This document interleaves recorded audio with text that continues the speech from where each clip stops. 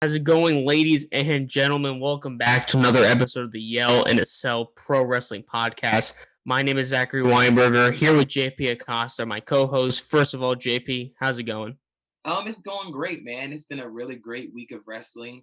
I'm excited. These episodes of Raw, SmackDown, and NXT were a doozy, if I could use a word that's not good or bad. It was a doozy. So I'm glad to break it down. I'm excited to talk about it as well. But as if you heard JP correctly, we are talking about Raw, SmackDown, and NXT. We covered AEW Dynamite on our previous episode. If you want to go listen to that one, we not only covered AEW Dynamite this past week, but we also covered AEW Revolution and talking about its explosive ending. For podcast listeners, I use the bunny ears and explosive. If you know, you know. So we talked about those two stuff. We talked about the events that happened there, the matches, our predictions. Good times there. Check it out. If you want to check it out before, come back to this one or watch this and go back to that. Do whatever you please. But we're talking about the WWE shows this week, and even maybe sprinkling in some news. I'll give you some news right now, JP, real quick, as it happened this past weekend. Andrade, he has not been on TV since last year for sure. I remember that the last thing he did that kind of sent him off into the pain of existence. It was kind of both people. It was Selena Vega and Andrade, and they got attacked by the Fiend and Alexa Bliss. I remember that was the last thing they were in, and then we haven't seen any of them since. Obviously, we know what happened with Vega. With Andrade, he recently, this past week, asked for his release. WWE denied it. JP, thoughts on that? Oh, they denied it? They I denied it. I figured they were gonna deny it. I'm looking it up on Cage Match right now, trying to figure out what was the last match that he had. But oh wow. So his last match was October 12th of 2020. So he hasn't been on TV in a long time, and that was on Main Event. So he hasn't been on TV in a long time. I understand wanting to get out of a place where you're not feeling like you're being used in the best way. Um, it's gonna be interesting, because I don't think they would accept his release request. I figure they're gonna deny it because he is a very talented wrestler. But what are they going to do? Are they going to use him correctly, or are they even gonna have him on TV at all? That's really the biggest question. And it's gonna be interesting because you don't have Zelina Vega anymore. So it feels like it's gonna be a massive, it's gonna be a whole massive thing for a long time. Because even with with John Moxley or Dean Ambrose, they gave him that release request right away. I'm not sure if they did they accept FTR's release request initially. I don't think they did, and I don't think they did it for Brody Lee either. But it's just going to be interesting to see what ends up happening. Yeah, I mean, I'm pretty much on the same boat there. It's just kind of weird how they denied these people's requests. Again, not the first time. I remember it was reported that Aleister Black wanted to go back to NXT, and they denied that as well.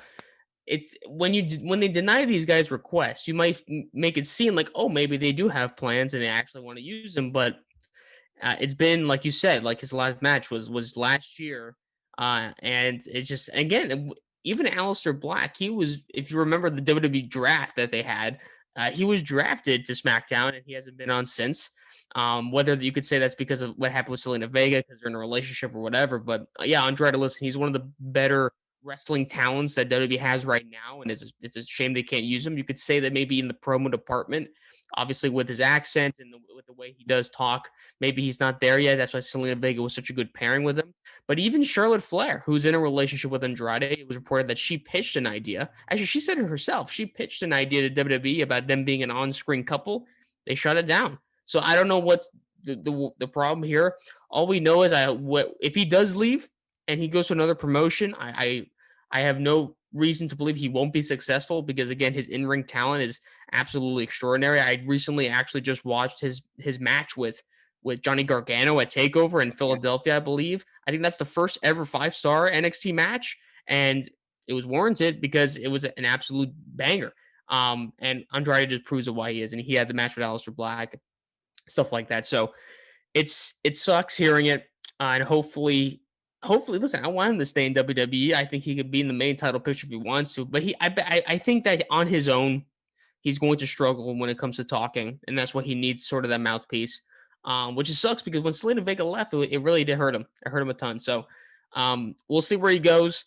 And obviously he hasn't been on TV since, so we'll keep up with that as we will. But let's go into Raw here. Let's start off.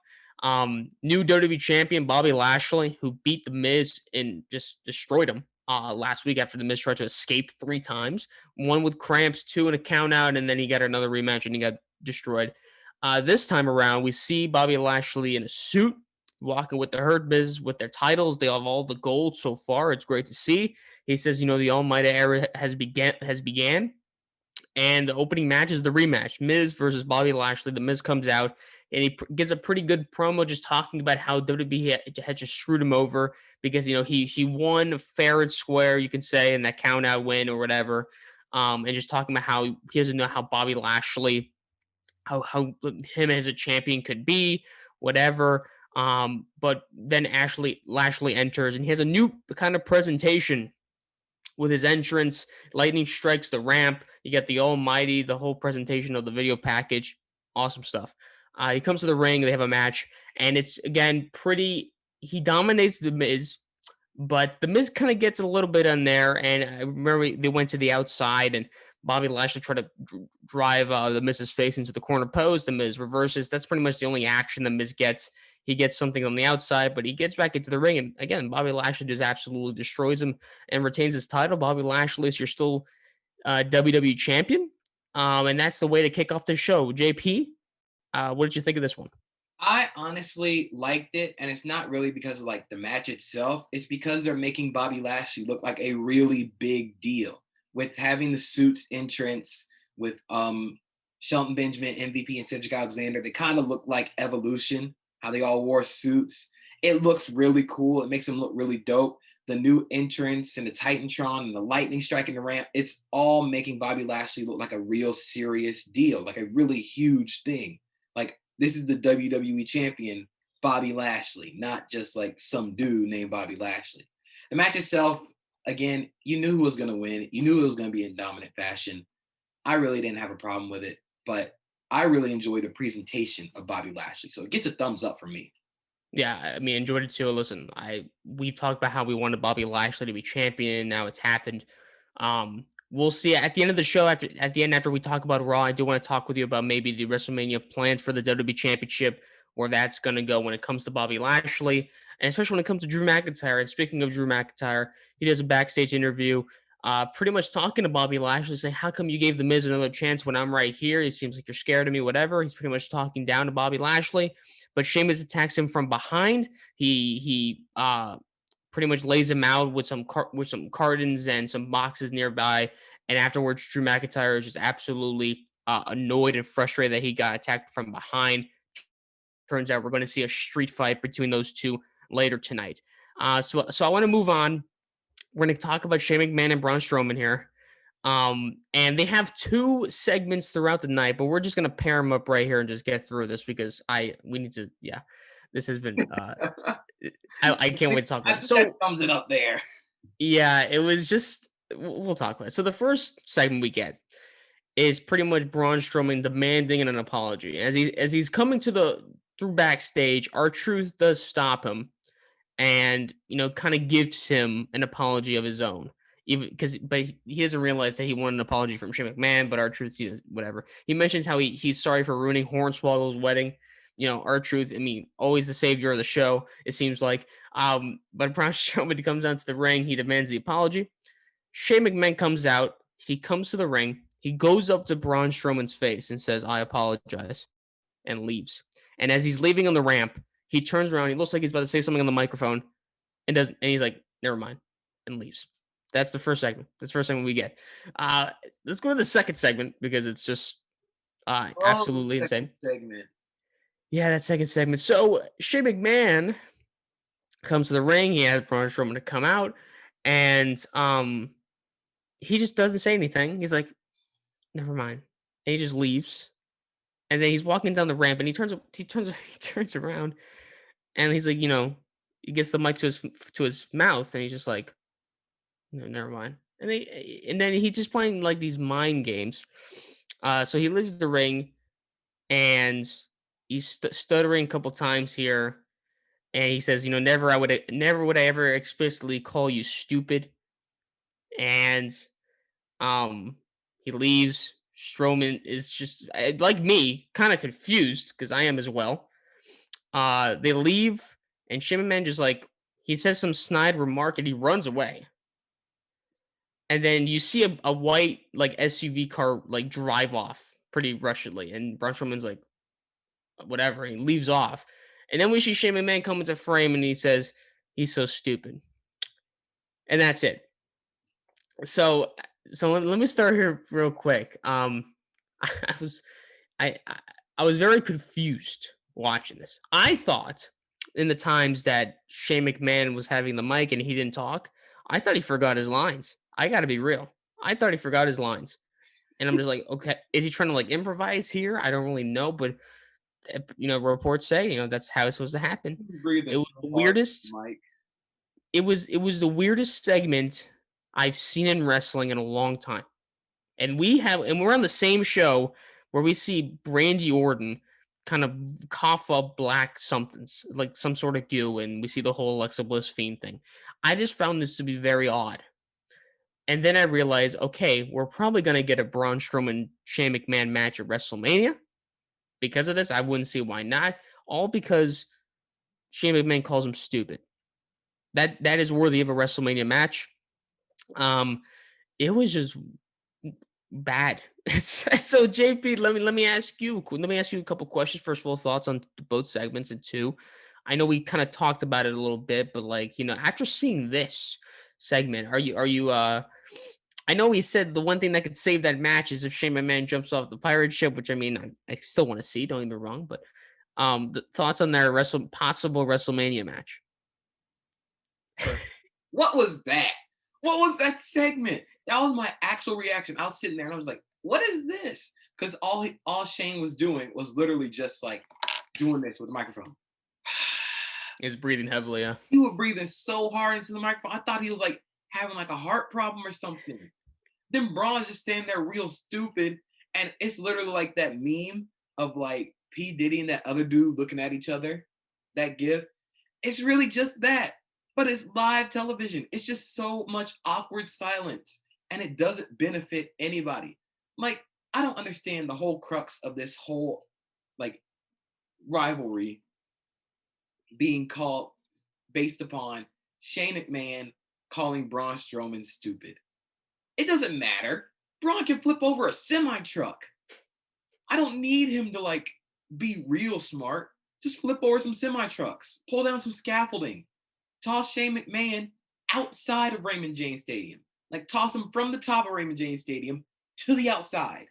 That's it. That's all we needed for this. Just have Braun beat up Shane McMahon for a little bit. Shane jump off of something crazy, and then we're good. I would be interested, but I'm not interested in this WrestleMania match. Not at all. I mean, cool. Shane could save it by like jumping off the pirate ship at Raymond James, but nothing about this is exciting. Like literally not a thing. It's so like this is so stupid. To me, I I really want to be in the creative kind of team and see what they were kind of thinking when making this, because to me again it's like maybe this, we talk about how the 2 days of WrestleMania is really good, and I still think it is, but then I really hope it's not like they're just trying to fill in a match and have Shane McMahon be at a WrestleMania. I don't know. It's like, and also to me, the part is like, we're supposed to be rooting for Braun Strowman here. I think that's what's going on here, and I couldn't care less because they're making Braun Strowman look like an absolute idiot and just kind of a bumbling giant. And again, I think I'm gonna kind of repeat what Tom Campbell of Cultaholic Wrestling said. When talk about this episode of Raw, he was like, for a company that really likes big, strong men battling with each other, they don't really book them that well. Like Braun Strowman. It's just kind of weird. It's just really weird and it's bad. And I don't know. I'm not really looking forward to this match at all for WrestleMania. Again, we could see Shane jump off the pirate ship, and that'd be great. But that's not really worth it now just looking at how they're setting this up, I mean, again, we have an episode of Raw tonight. They're probably going to be continuing to forward this on. In what way? I'm scared to think about now, but I don't know. It's just not that good. Braun's best moments on the main roster have been when he doesn't talk and he just destroys stuff and destroys people. His feud with Roman Reigns was really interesting and really fun because all he did was throw chairs at Roman and put him through an ambulance. Like, put him through an ambulance. That's that stuff is fun for Braun Strowman. That's the things that he should be doing, not being called stupid by Shane McMahon and having him chase him around. I feel like Tom Campbell said, for loving big guys, they really don't know how to book them because booking Braun Strowman as a big dummy really, again, doesn't matter when he can flip over a semi truck. Like, if he flips a semi on a Shane McMahon, Braun Strowman will be the good guy in this. That's just because he flipped over a semi. But nobody's good in this. Nobody's bad in this. Everything is bad in this. Everybody is a bad guy because nobody likes this. Yeah. I don't know. Listen, it's just not good. So we'll see how it develops into tonight, and then obviously we have just several more weeks until we reach WrestleMania. So it seems like we're gonna get this at WrestleMania. I don't see what this is gonna be leading up to. So we'll see. I doubt they're gonna be like, okay, Fastlane. We'll just fast track this and put it for Fastlane. I doubt it. So let's move on. Up next is the no disqualification match between Drew McIntyre and Sheamus. They had a absolute banger of a match the previous week. Awesome match. It's in my top 10 matches of the year. It was that good. Please watch it if you haven't. And they have another good one here. If I'm being real, I was very worryful about this when they announced them. Like, okay, now you're just kind of fast tracking another one with just a little bit of a more stakes here. But I was pleasantly surprised. This was a really good one. And again, when these two are in the ring together, it's just their chemistry is so good, and maybe it's because obviously they've known each other for so long. They've been best friends for 20 years now, so you probably expect it. But still, man, every time they're with the ring, it just the stakes of their friendship on the line there is just really good.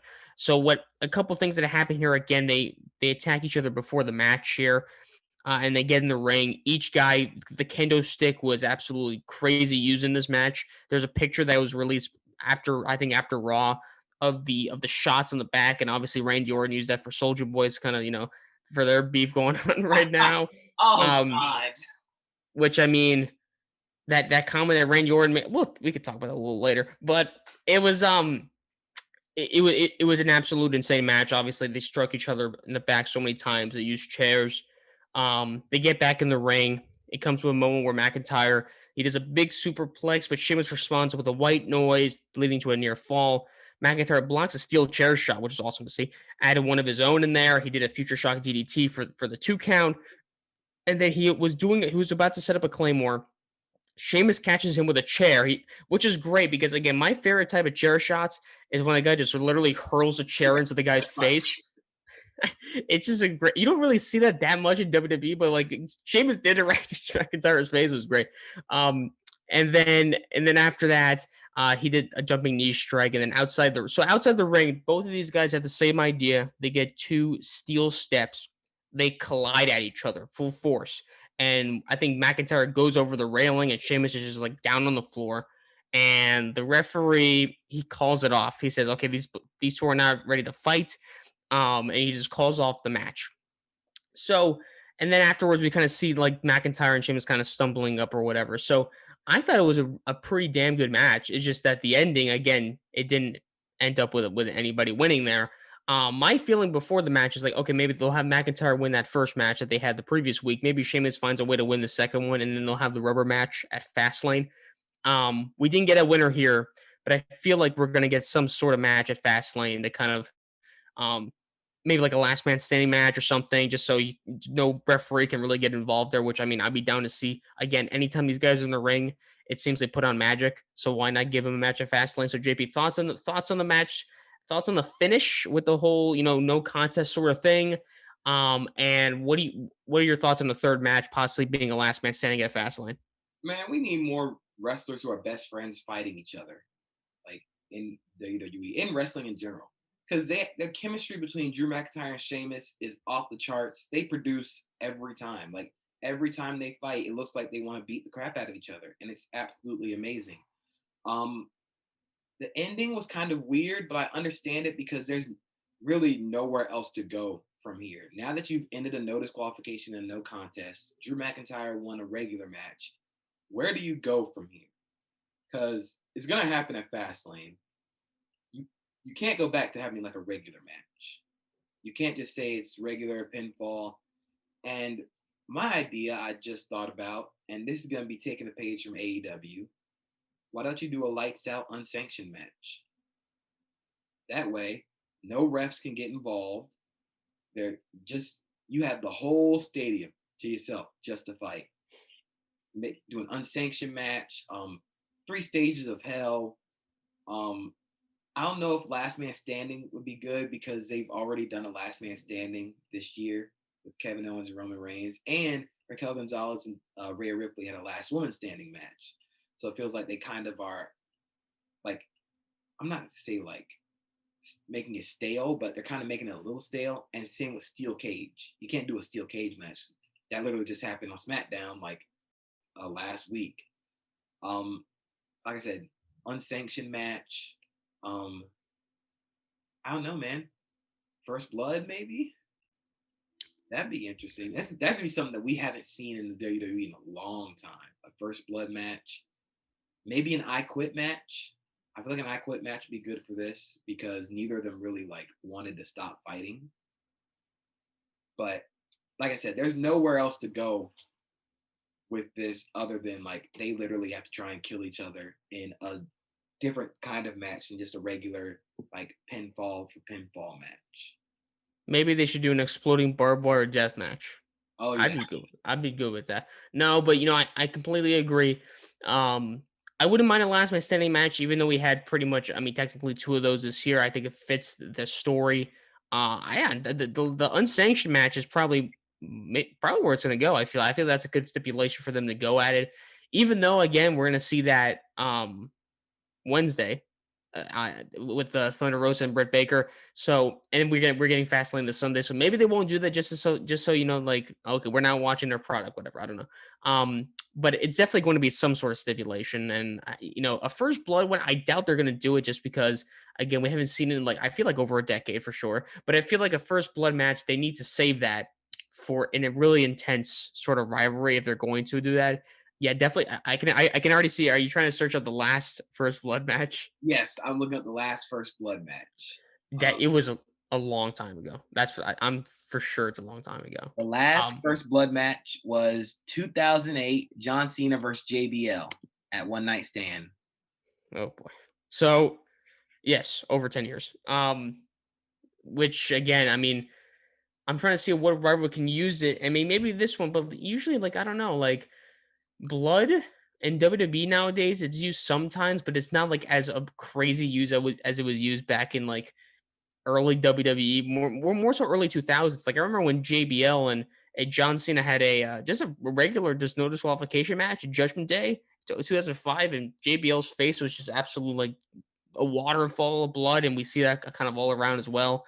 Um, like Dustin Rhodes, Double or Nothing, when it just falls right on his face. So it would be interesting to see. But again, whatever it is, it should be a really good one. And at Fastlane, I would say that at Fastlane I mean, besides Roman Reigns and Daniel Bryan, which we'll talk about a little later, that has to be my most anticipated match of that night. I don't think we'll see a WWE Championship match. Maybe we will. I don't know. We'll see. But we move on. Xavier Woods versus Shelton Benjamin here, and they announce, excuse me, that the next week or today, they're gonna have a Raw Tag Team Championship match. The Hurt Misses are going to take on the New Day, Xavier Woods and Kofi Kingston. So we've seen them have pretty good battles in the past. Another good one is probably going to be happening here. But this time around, a pretty short one as Woods rolls up Benjamin at the end there for a pretty quick win. We get a couple of minutes here of Benjamin and Woods kind of going at it. We see it kind of starting off with a rear chin lock from Benjamin to Woods there. Woods overcame it. Benjamin throughout the match, he's firing strikes, followed with a sunset flip for a two. Benjamin survives that, but then got caught talking trash to Kingston. Woods rolls him up for the win. So pretty short. But the best thing about this easily, and I think JP will agree here, I'll let him take the floor on this, is their Mortal Kombat Oh style yes. of like ring attire that they had, Kofi and Xavier Woods. So JP, thoughts on the match and thoughts on that? So the match served its purpose. They said like in a couple weeks the New Day will face the Hurt Business for the tag titles. They really didn't. They really gave us that before they gave us this match. So you had to build some kind of tension. Does its job. I don't know if the New Day will win or not because the Hurt Business is on a roll, but I don't know. You really can't. There's no other tag team you can really go to at like WrestleMania for the Hurt Business other than like the New Day again. So I feel like there might be a screwy finish tonight. There could be, but I'm not sure. Their attire, absolutely awesome, stunning. Xavier Woods was Sub Zero, and Kofi Kingston was Scorpion. I actually noticed it because they had the unicorn that they normally have on their gear in the Mortal Kombat style, like dragon, and it was shaded like that. I'm like, wait, that's from Mortal Kombat. And I see like, oh, it's Mortal Kombat gear, and I'm like, oh, this is awesome. And like Ed Boon, the dude who voices Scorpion, retweeted it, said it looked awesome. That is just really cool. The New Day are the best, one of the best when it comes to uniform or gear, ring gear, and this was really, really cool to see. Now I just want to see him do Liu Kang or Kung Lao. That'd be really cool. That'd be really cool as well. Yeah. Enjoyed it again. Like you said, served this purpose. I want to say this that I definitely think the Hurt Business will retain their titles today. I don't see the New Day kind of taking it, especially with Bobby Lashley champion. You want to have the Hurt Business have as many gold as possible. Maybe heading into WrestleMania even. So, um, I think when it comes to because here's the thing, the Hurt Business as tag team champions, they kind of got away from Cedric Alexander and Shelton Benjamin kind of like being at odds with one another, which is great to see. But their defenses and their kind of, you know, booking has been kind of a little weird. Their last title defense was against Braun Strowman and Adam Pierce. So that should just tell you all you need to hear. I Well, mean, so I kind of think of that as not like on the Hurt Business themselves or like the booking themselves, but they don't have a lot of tag teams on Raw. Like the New Day just got back. Kofi just got healthy. And like you can do the Lucha House Party again for the tag titles, but they just lost a tag title match before the feud with the New Day. Um, I mean, I can't even name another tag team off the top of my head that's on I Raw. can't either. I can't either. Lucha again. You have Lucha House Party. You got the Hurt Business. You got the New Day. Um, wow. Okay. So I mean, you could do Look this make up. You keep talking. I'll look it up. you can make Damian Priest and Bad Bunny tag team champions. Do that. Who cares? Um, Miz and Morrison. Oh yeah, Miz and Morrison, but they're kind of preoccupied. They are preoccupied. Now be heel heel. So it really wouldn't make any sense. So, Retribution. Retribution. I guess. Yeah. It's not a really Um, weak division. let's see. Fightful released this on March 5th. So here are the tag teams that are listed: Elias and Jackson Riker, Oh boy. The Hurt Business, Miz and Morrison, Lucha House Party, The New Day, and Retribution. And The Hurt Business has already fought Lucha House Party and The New Day. Where do you go from here, man? And I said it on a previous episode, but it really sucks that the War Raiders or the Viking Raiders are injured. Oh yeah, it's huge. Perfect complement to the Hurt Business and even the New Day. So you really don't know where they're gonna go from here. I mean, just kind of spitballing here. What if they use the match at Fastlane to turn Sheamus and Drew McIntyre into a tag team? I don't know, but you really don't have a lot of places to go with this tag division. Yeah, you really don't. Sheamus and Drew McIntyre being tag team champions. I don't know because Sheamus is Drew McIntyre is definitely going to be involved in a title match at WrestleMania. To me, there's no question about it. Who knows? But we'll see if we get something. Again, I think it's going to be either a screwy finish. I definitely don't think the New Day are going to leave Raw with the tag team championships tonight. Again, the Hurt Business are on a roll, especially mostly because of Bobby Lashley. But again, the Hurt Business are a really good tag team, man. I'm enjoying what Cedric and Shelton have been doing. Hey, it should be a good match for the most of it though. So, speaking of championship matches, that was set up really at this match. Well, next up we get Riddle versus Slapjack of Retribution. Riddle has been facing the members of Retribution like everybody does when they're in a rivalry. Retribution, Ricochet, wherever the hell he's at, he did that too. Um, I'm forgetting the other guy. Oh, Xavier Woods did that as well. So people have been doing it, and Riddle's been going through it. And I'll tell you what, man, not bad match between him and Slapjack. I hate to say it again. Which by the way, before the match started, as JP loves to see when Riddle does his backstage promos and interviews, he told the New Day to go ahead and watch his scooter, and then of course the New Day, they're like they were enthusiastically so excited to accept that offer that they were just playing with the scooter. So hey man, good stuff there. But Matt Riddle and Slapjack, they have a match. Not bad, but we get to kind of the little bit of the middle and the ending here where Slapjack kind of recovers from some attacks from Matt Riddle, but turns it in his favor. But Riddle answers them with a final flash knee. Slapjack recovers, delivers his own strikes. Slapjack has a nice drop kick, by the way. Just thought I should mention it's not bad. Um, for a near fall, but Riddle fights back. He hits the bro Derek for the win here, and Riddle defeats Slapjack. Um, but after this, we get the announcement that Riddle will defend his United States Championship against Mustafa Ali tonight. So we're getting two championship matches: for the tag team championships, and then for the United States title, which should be a really good one. If I'm being honest, those two guys in the ring, if they get some time, that could be possible match of the night. We'll see. JP, thoughts on this match and thoughts on Matt Riddle versus Ali for the championship.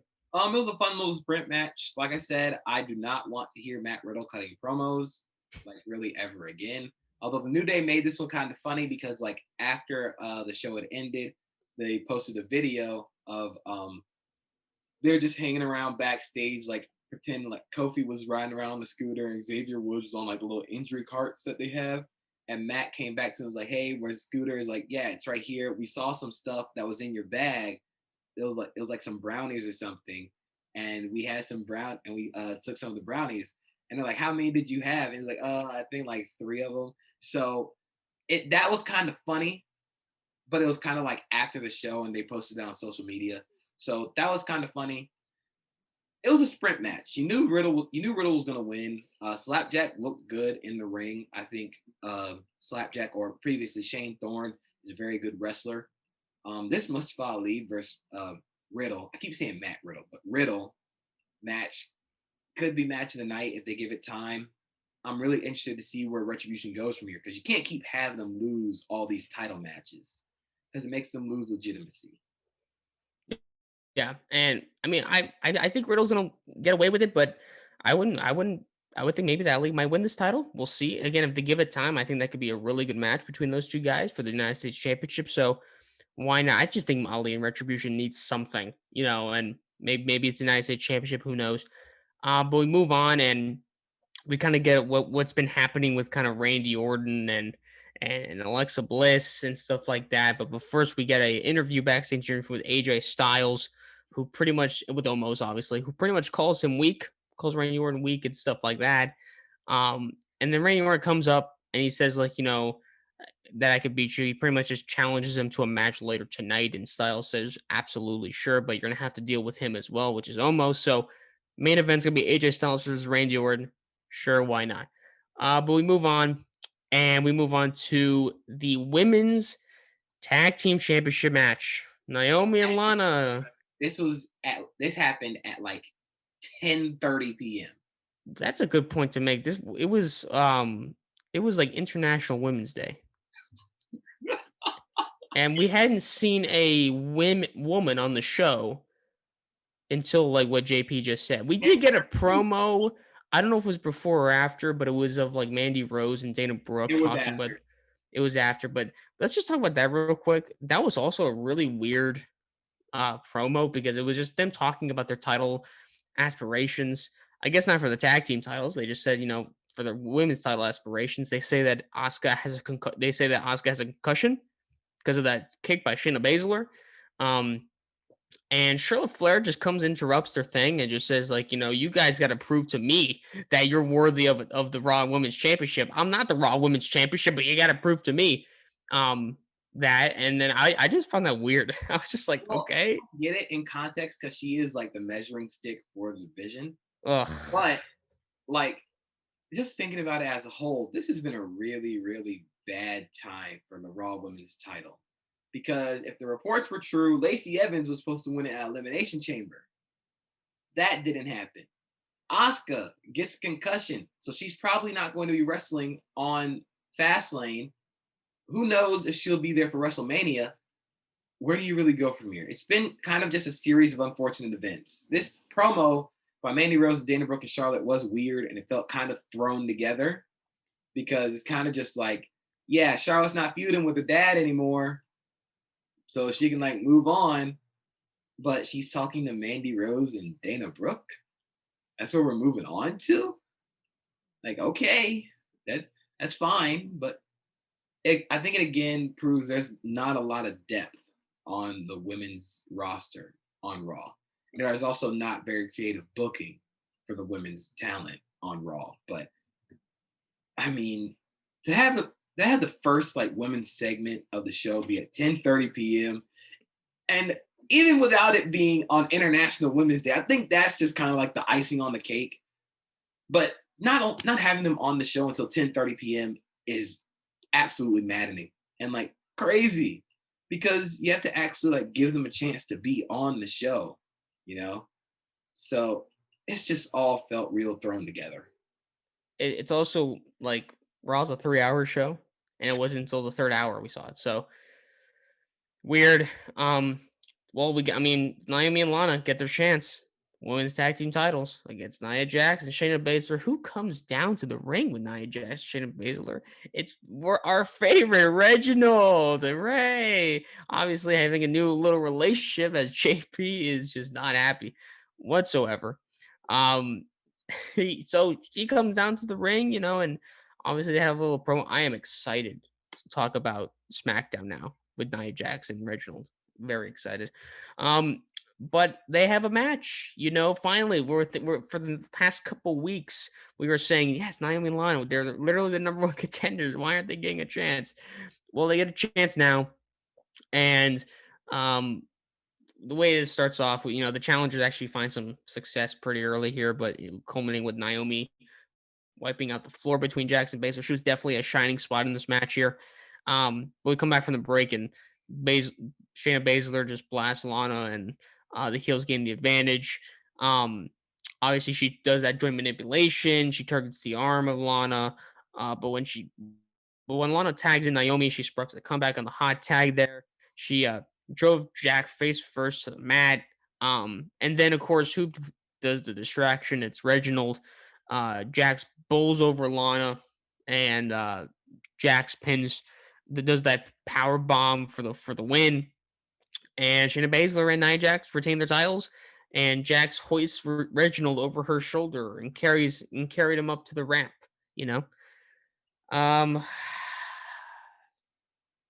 so might know. Again, it's just I don't know. It's like Naomi was the only good thing about this match. I feel. What'd you think, JP? What'd you think, So I JP? had to look this up on Cage Match, see how long the match went. The match actually went 8 minutes, which is kind of astounding because I thought it went by really a lot quicker than that. I thought it was like shorter.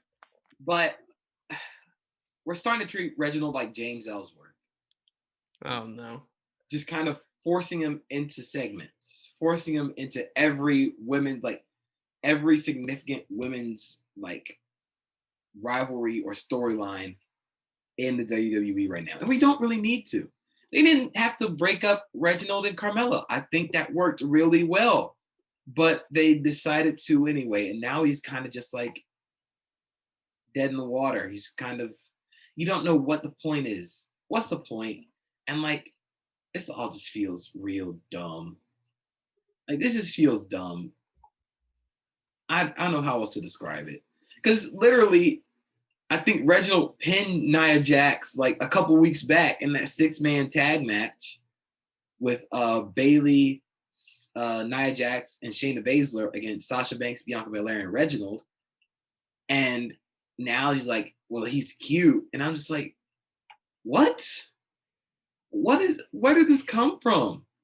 You could have just said like he was looking for work. But again, this we don't have to force Reginald into everything. I just find it kind of funny how like again it was International Women's Day, how literally at the expense of the women talent, Reginald was featured more. Um, Again, here's the thing: we're gonna be talking about SmackDown in a couple, later in this episode, and I feel like what's happening with Reginald on SmackDown is more heinous than what's happening with this thing on Raw. I don't mind this Nia Jax Reginald thing. I really don't. It's sometimes kind of funny, and we'll talk about a little bit about it. But like, we're gonna be talking about Sasha Banks and Bianca Belair and how Reginald has is hampering that.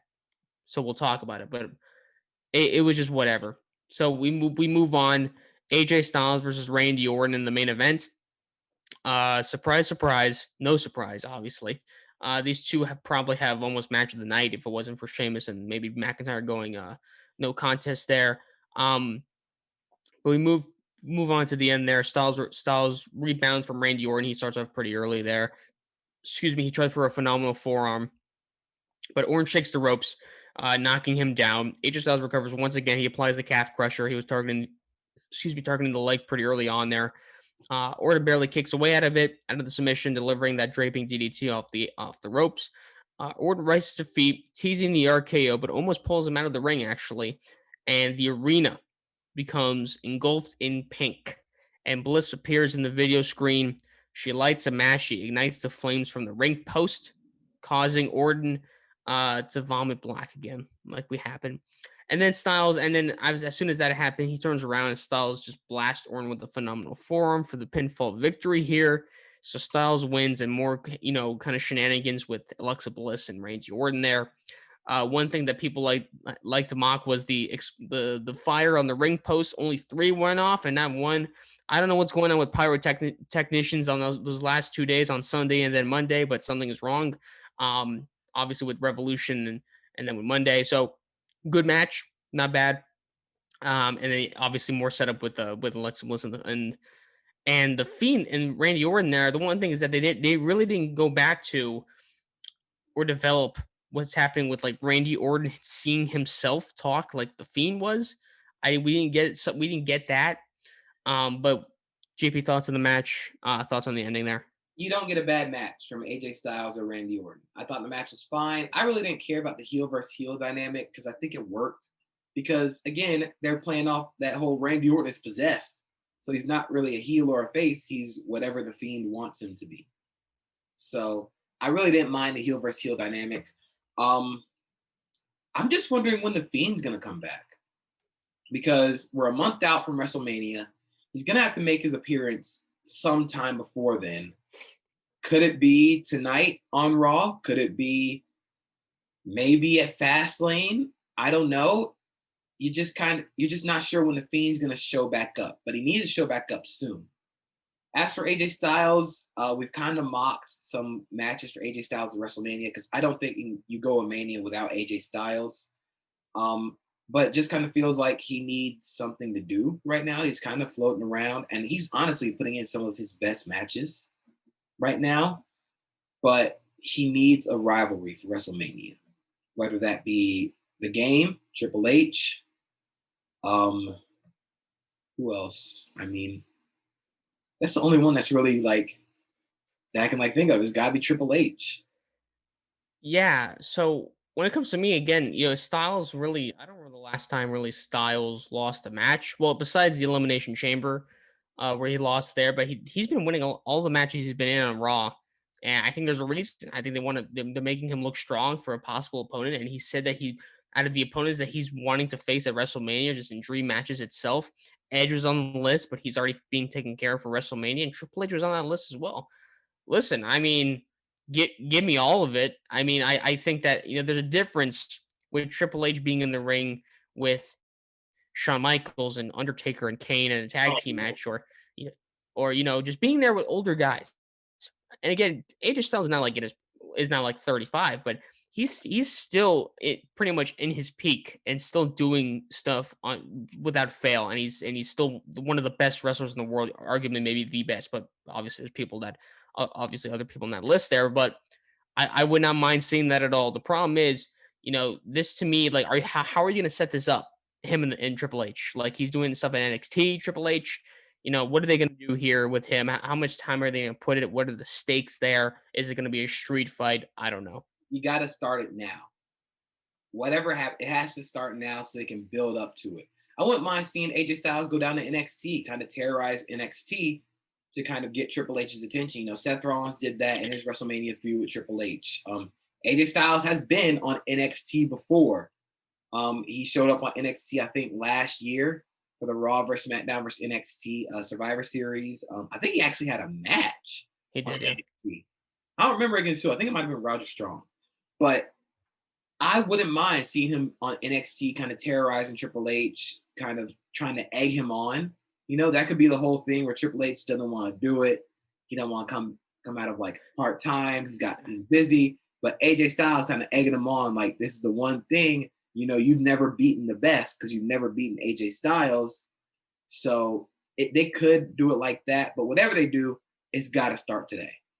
You probably just figured it out. I mean, I wouldn't be surprised if either tonight or next Monday after Fastlane, he pretty much calls out Triple H. Triple H doesn't come out, and then to get his attention this Wednesday at NXT, he just comes out and just does something, whatever. I don't know what he's gonna do, but I honestly could see that. I really could. So, if that's gonna happen, like you said, it has to happen pretty soon. It has to happen like now. But it seems like we're going to get some sort of AJ Styles match at WrestleMania. It just depends on who the opponent will be because they're building him up for something. So, but that's Monday Night Raw. Weird episode. Weird episode of Monday Night Raw. Again, it's got highs and lows, but I think this time the lows kind of outweigh the highs because the lows were so Yeah. low. And really, one of the like true highs where it's like this stands out is Drew versus Sheamus, and then Bobby Lashley's whole like entrance. Yeah.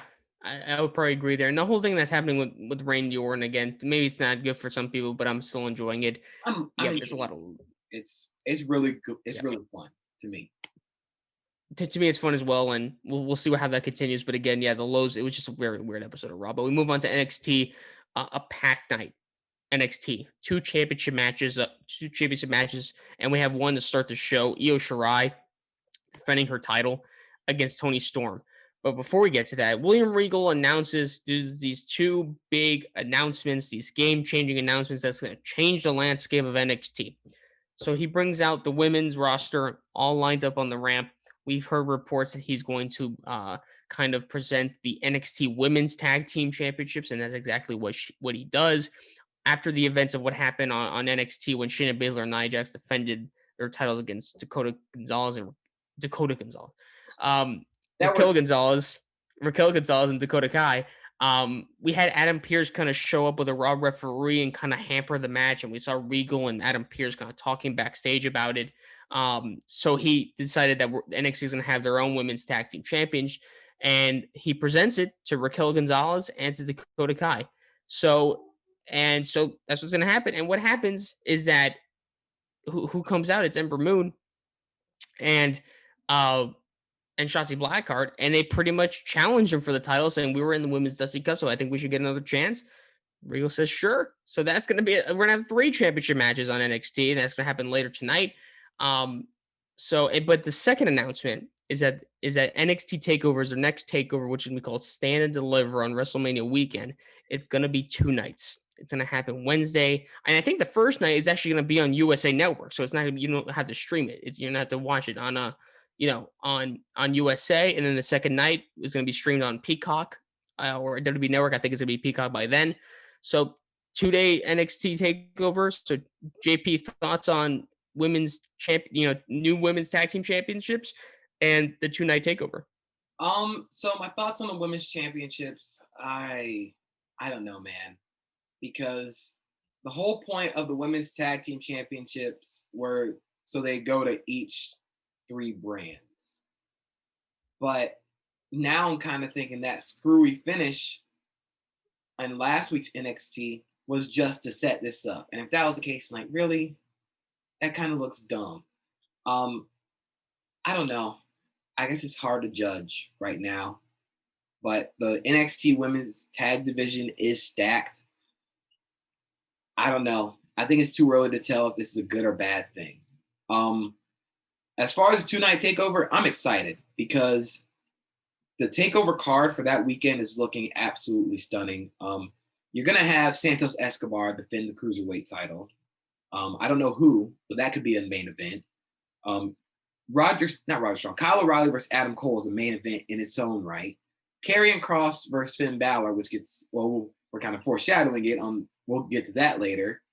Oh yeah, Johnny Gargano still has the NXT North American title. He's probably going to defend it against Dexter Lumis. Io Shirai is going to be on the show. There's so much talent and so many stories going on right now where a two-night takeover makes sense. Now, I kind of wonder if you buy tickets to WrestleMania, are you buying them for that weekend where you get takeover and WrestleMania? That would be dope, personally. But the bottom line probably says differently. It'll probably be two separate things. But I think that'd be a pretty cool marketing opportunity. So I'm all in on the two-night takeover. The women's tag championships, I think we just got to wait and see. Yeah, so people talk about too many titles in WWE and just in wrestling in general. And again, I don't hate it. I just wish that they booked the actual women's tag team titles better. Obviously, they're supposed to be defended along Raw, SmackDown, and NXT. And when it came to NXT, they really haven't. Maybe a couple matches here and there. Sasha and Bailey did it. And obviously, and then Nia Jax and Shayna did it as well in their last match. So I don't mind it. Again, it's gonna be I'm gonna use that wait and see approach when it comes to those titles. And again, Dakota Gonzalez and Dakota Gonzalez. I said again, Dakota Kai and Raquel Gonzalez. They're gonna defend it, and we'll see. Foreshadowing.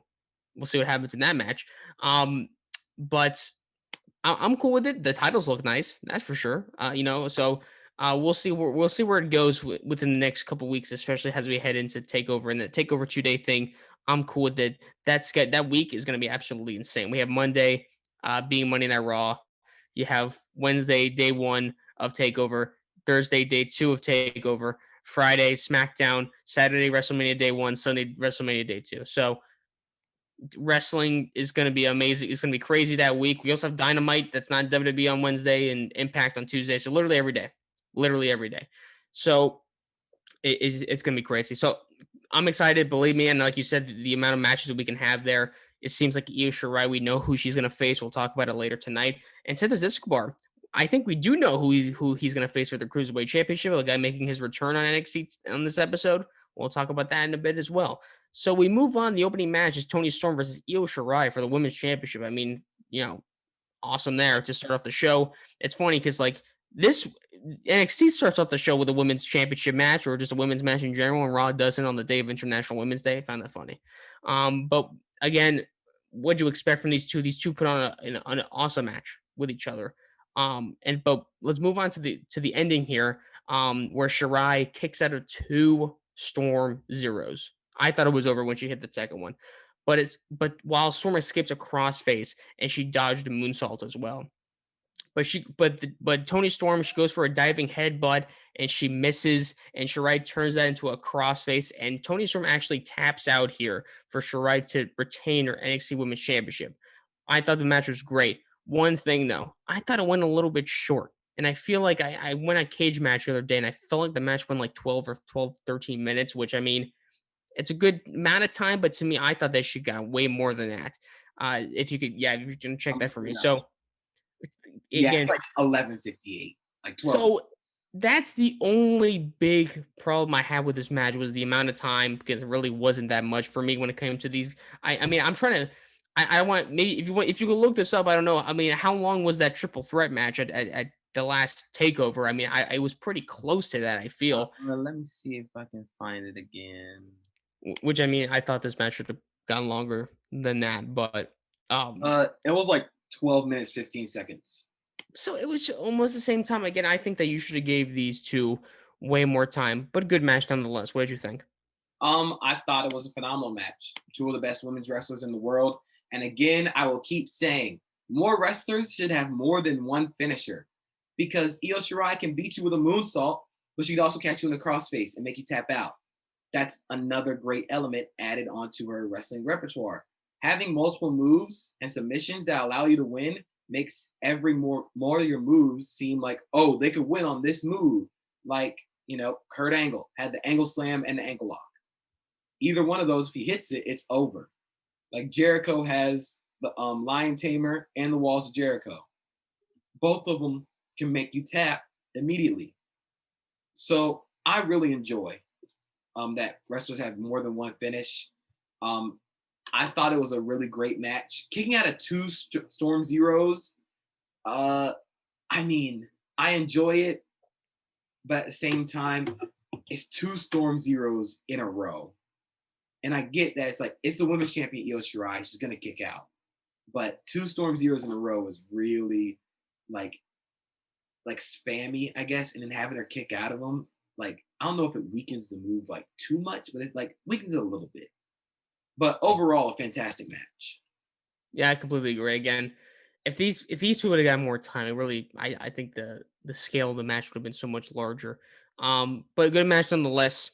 And it seems like again that Io Shirai has found her next opponent, which we'll talk about in a little bit. So, but after that, we get a little backstage interview with Eli Drake, aka LA Knight, and he pretty much mocks Bronson Reed for what you kind of distracting him last week as well. But Bronson Reed actually attacks Eli Drake, and Eli Drake also announced before that he was going to be in action next week. So we're to get those two probably in a match. They said Eli Drake, or excuse me, they said LA Knight in action next week. It's probably going to be Bronson Reed. Maybe they'll set that up for the pay per view. We'll see because they have to fill in 2 nights. Maybe he'll face someone else. Everything is pretty possible there. Afterwards, we see Imperium. Pretty much are trying to guide Timothy Thatcher back home. They're talking about coming back home so we can tear up NXT. We can tear up NXT up on our own, but we want you to be with us. So I mean, I know you're huge on this, so I want to ask you what your thoughts on that. Oh yeah, I want it, need it. Put Tim Thatcher in Imperium. Put Killian Dane in Imperium. I feel like Tommaso Ciampa works best as a lone wolf. He's kind of by himself doing his own thing. Tim Thatcher in Imperium would be awesome. And then it could kind of be Imperium gathering all the Infinity Stones for Walter Thanos to make his way over to NXT and snap all of NXT. I feel like that'd be great. So please put Tim Thatcher in Imperium. Did you say Walter Thanos? Walter Thanos. Walter Thanos. But again, I agree. Listen, Imperium is great. Okay, they just got Alexander Wolf back in the picture now. And to me, if they would have Killian Dane and Timothy Thatcher, I mean, my God, I don't know who's stopping them. But our next match is Pete Dunne with Danny Burch and Oney Lorcan versus Jake Atlas. And um, the Bruiserweight really just controls the most of the match here. But we get some good stuff from Jake Atlas here. We see a little bit of a showcase here for Jake Atlas working with Pete Dunne here. A pretty solid match, kind of under the radar sort of thing. But really, you wanted Pete Dunne to get over here as I feel like his last action was in that 6-man tag where he pinned Finn Balor after that amazing match they had at Takeover. But again, he beats Jake Atlas at the end and he grabs her mic and he reminds everyone that he is the best technical wrestler in the world right now. Okay, that's what he says. And he says, and I dare someone to prove me wrong. JP, let me ask you, first of all, what did you think of the match? Second of all, do you agree with his statement, even though I think Daniel Bryan says otherwise, but do you agree with his statement? And do you have someone in mind that might challenge that claim? So I'll say it like this. I'll answer for the match. Pete Dunne is on an all-time run right now in terms of his career. The consistency of his character and the match he's putting on, even this 4 minutes, is a great showcase. Do I think he's the best technical wrestler in the world? He's definitely up there. He's definitely top 10. Now, my idea for a takeover is have him go up against my number one, Daniel Bryan. If Daniel Bryan loses at Fastlane, Daniel Bryan versus Pete Dunne at NXT Takeover, that would be awesome. And again, it's Who's the best technical wrestler in the world? Nobody can challenge me. I can't think of anybody. Maybe if they want to keep it within NXT, Kushida. But the thing about Kushida is Kushida really can't afford to lose because he just lost the last pay-per-view. He lost to Johnny Gargano. He's been off TV since beating Tyler Rust, so he needs that win more than Pete Dunne does. But doing Pete Dunne versus Daniel Bryan really doesn't need a win. I think that would be a banger. And this could just be like, I'm just spitballing here, but Daniel Bryan versus Pete Dunne would definitely be in consideration for match of the year. Because here's the thing. I mean, Takeover, Stand and Deliver. If that match was included on the card, okay, there's no question that that would be the best Takeover of all time. Okay, and we'll talk about the possible matches here. Let's just talk about it. Who cares? I mean, we're gonna have Karrion Kross and Finn Balor for the championship. It seems like that's where we're going. We're gonna have Kyle O'Reilly and Adam Cole. Maybe it's some sort of unsanctioned match sort of thing. That's already consideration for me for match of the year. And then if we put Daniel Bryan against Pete Dunne, that's too much. That's too stacked. And here's the thing, I don't think it's gonna happen just because I feel like that we're heading in that direction, and we'll talk about SmackDown in a bit, of Edge, Roman Reigns, and Daniel Bryan in a triple threat match at WrestleMania. We'll talk about it. So he might be busy. If he's not though, and he's out of the storyline, I'm all for it. I have another idea. Oh, by the way, the one person I didn't want to mention because I was thinking Timothy Thatcher if we're gonna keep it within NXT, but he's doing something right now at Imperium, so I don't know if that's gonna be happening. But what are we gonna say? I got an idea. So, Fastlane, Seth Rollins and Cesaro do their thing. NXT Takeover, Stand and Deliver. Cesaro, Pete Dunne. I don't think so. Dude, I don't think it's gonna happen. But just thinking about that match would be awesome. Literally, Pete Dunne against anybody. Again, even Cesaro against anybody. Yeah, pretty much. So I mean, if that happens again, I just don't. I feel that he's gonna have someone from NXT first, and then maybe he'll get someone from WWE. I don't know. Either way, all the matches we've been talking about are just all bangers in my eye. Debuting signee that we Say just. again? It could be a debuting wrestler that we don't know about. Maybe It could be. But I don't know. Like, I'm not sure of any like. Who knows? We're gonna burst. Brian versus Pete. Yeah, no, that would actually, because here's the thing, I put that on Twitter and the one person replied to our tweet saying Daniel Bryan. I mean, that's the first person he comes about when talk about one of the best technical wrestlers right now. Again, make that match happen. I really do want to see that triple threat match at WrestleMania for the Universal title, but if not, I would love that to be the alternative if so. But we move on. The NXT Women's Tag Team Championships. Dakota Kai, Raquel Gonzalez are defending it. Ember Moon and Shotzi Blackheart. Are we gonna say something? Oh, I just thought of something. Okay. Well, go ahead, go for it. So, you need someone who's not really doing anything right now. One of the best technical wrestlers in the world. Doesn't necessarily need a win or a loss. AJ Styles. He's been on NXT before. You bring Omos with him. NXT Takeover. That way you protect the game from, or Triple H having actually wrestle. But I feel like they'd want AJ Styles on WrestleMania on a pay-per-view. Yeah. But because night one of Takeover Stand and Deliver is going to be on USA Network, presumably on a Wednesday, AJ Styles versus Pete Dunne would bring people in. That's the thing. If they want people to tune in, maybe put a WWE star in the car. You're not wrong. Okay, wait a minute. Okay, now the gears are turning a bit. Get it. And then within that match, possibly, I hate to say it, Triple H can interfere, help his man win, help Pete Dunne win, and then we'll get Triple H and sets up Triple H and AJ Styles or SummerSlam. Or one of that. SummerSlam. JP, they should hire us. Hire us. WWE, you're listening to this. We know you listen. We know you listen. Hire us. We're not doing anything right now. No, we're not. So Again, it's good stuff, and again, the dream matches can go far and wide. But again, we move on to the women's tag team, the first ever women's NXT Women's Tag Team Championship match. Again, Dakota Kai, Raquel Gonzalez defending against Ember Moon and Shotzi Blackheart. Not even having the belts for an hour. They're defending their titles.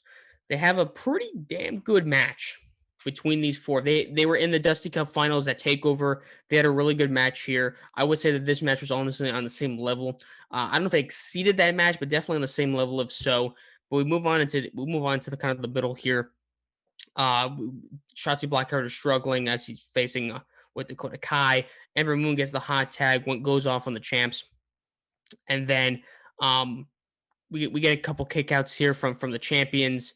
The challengers work together to isolate Dakota Kai. Um, but Moon tries to put away Gonzalez with the Eclipse, but she dives into the waiting arms of Gonzalez.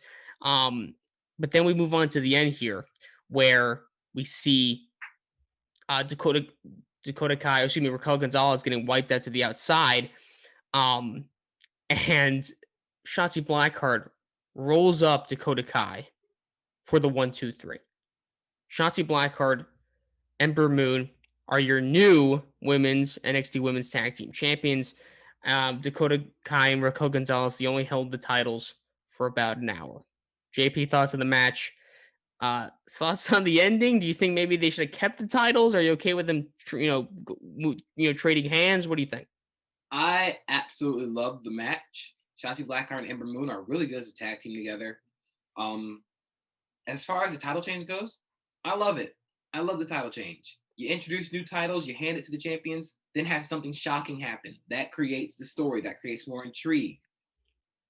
And again, we knew Raquel Gonzalez and Dakota Kai, Raquel Gonzalez especially, was destined for bigger things than just the women's tag titles. You knew it was eventually going to happen. They were going to lose. So create the shock value now and try and set something up for NXT Takeover Stand and Deliver.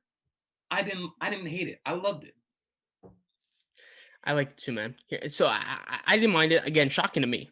Again, shocking because when you think that they just got the titles, you know they're going to defend it and they're probably going to retain.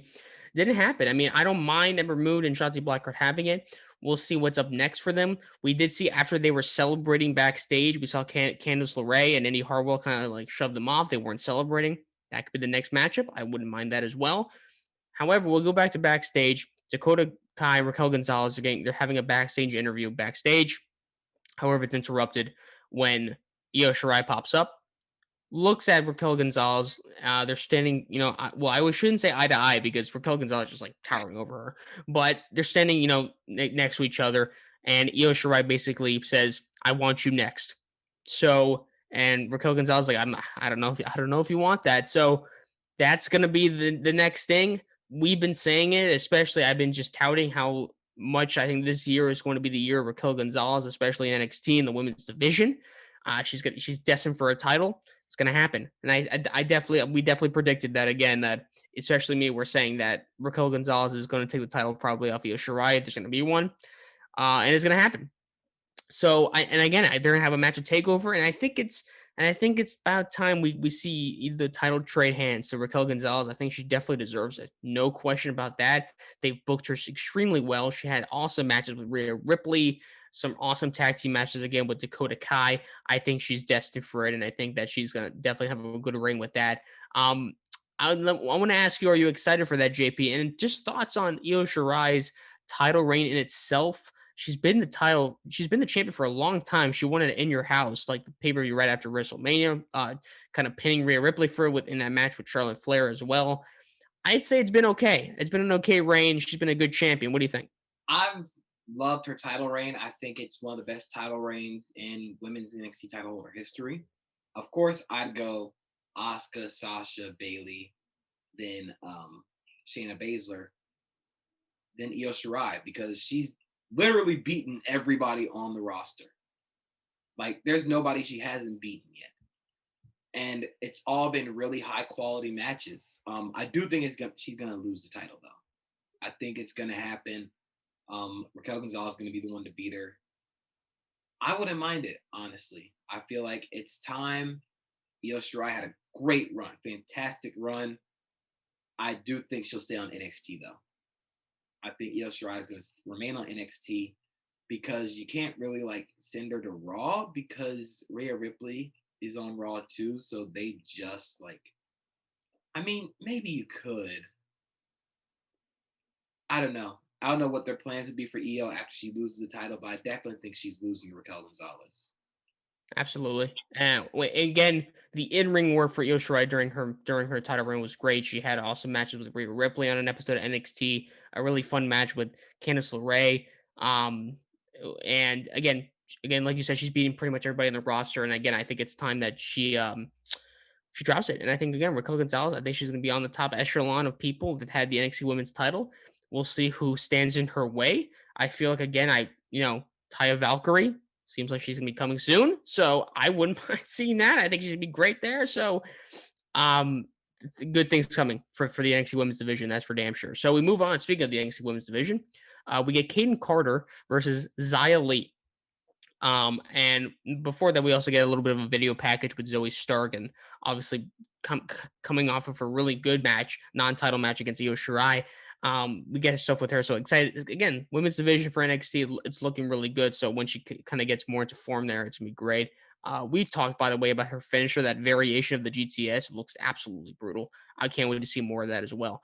Casey Kenzera, she's walking out to support Kaden Carter. She's not medically cleared. She has like crutches and stuff from all the partying she does with no masks and stuff like that. So uh got him. No, but seriously, we go back to the match here, and I would say that Kaden Carter, out of any opponent that's faced Xia Li, she gave Xia Li the most trouble here, but Xia Li pretty much doesn't waste time. As soon as the match starts, she traps the leg of Carter next to the steel barricade. And when she was kind of mocking Kenzar on the outside too, but she just lost it. She takes her crutch and smacks her right in the back with it. And she was beating up with it. And Boa gets into the ring trying to kind of attack Kenzaro, but Carter makes a save, hits him with the crutch, and they both get out of there. And then afterwards, we see Boa and Lee kind of bowing down to Tian Sha, which is that mysterious kind of figure that's kind of ruling them. While the faces, again, Caden Carter, Casey Kenzaro, they leave. Not really anything much of a match. It was pretty short, and then it ended in a disqualification. But it seems like we're going to get more of this, maybe. I'm not sure where this is going to go. Again, Xia Li, another person that could challenge for the title in the future. We'll see. Thoughts on this? You mean Casey Catanzaro really went out the places where she's not safe and did stuff? Shocking. But in all seriousness, I mean, it was fine. I kind of feel like Xia Li should just be like Brock Lesnar dominating people. But again, I feel like you need to create something here. I still want to know who Tian Sha is. I still think she's a dragon. Personally, she's a dragon, reincarnated as a human, and nobody can tell me otherwise. She is a dragon. But I wonder where it's gonna go, because my thoughts were maybe they could do a handicap match: Xia Li versus Casey Catanzaro and Kaden Carter. Once Casey Catanzaro gets like healthy, that could be another match on the takeover card, because I want to see the entrance on the takeover. But you never know. I'm just kind of ready for Xia Li to start facing people a little bit in her weight class, you know? Not to say like disrespect Kaden Carter or Casey Catanzaro, but it feels like Xia Li's punching down right now. Yeah. No, I see what you mean. I'm not really feeling this. However, if it comes out, which I feel like it's going to, if it's going to come out with Xia Li on top, it's going to be, I feel like they're just setting up Xia Li for good things in the future there, especially in the women's division. So I think she's going to wipe the floor with Kenzer and Carter. I mean, right now, Kenzer, I forgot what the injury is. It's like she's kind of like slightly towards her PCL. I think that's what it was. Something like that. So, now what is she, I mean, again, we can make lots of jokes with her, but we'll spare her. But again, okay stuff. We move on. The Grizzled Young Veterans are taking on Legado del Fantasma. On paper, that sounds great. That sounds awesome. But the match, it pretty much runs a little bit short as we get to let's get to the end here, where during it, we see two men in space helmets. We see, two astronauts come down from the ramp. They reveal themselves to be MSK, and obviously Wesley's hand is still injured.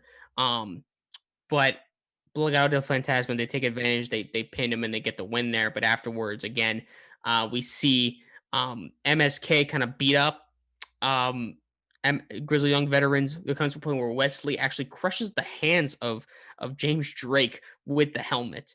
And we see kind of Phantasma in the ring kind of laugh it off. But then we see Brizango kind of beat up on them as well. So that's pretty much that segment. So thoughts on that? Thoughts on the match? Were you disappointed that this match wasn't a full fledged match? Because obviously on paper the talent's great. What did you think? I was definitely disappointed that this wasn't a full match. I get it because it's heel versus heel, but I wanted to see this all the way through. Um, of course, it's going to keep continuing to set up. Well, I don't know where they're going with this because MSK is technically owed a title shot.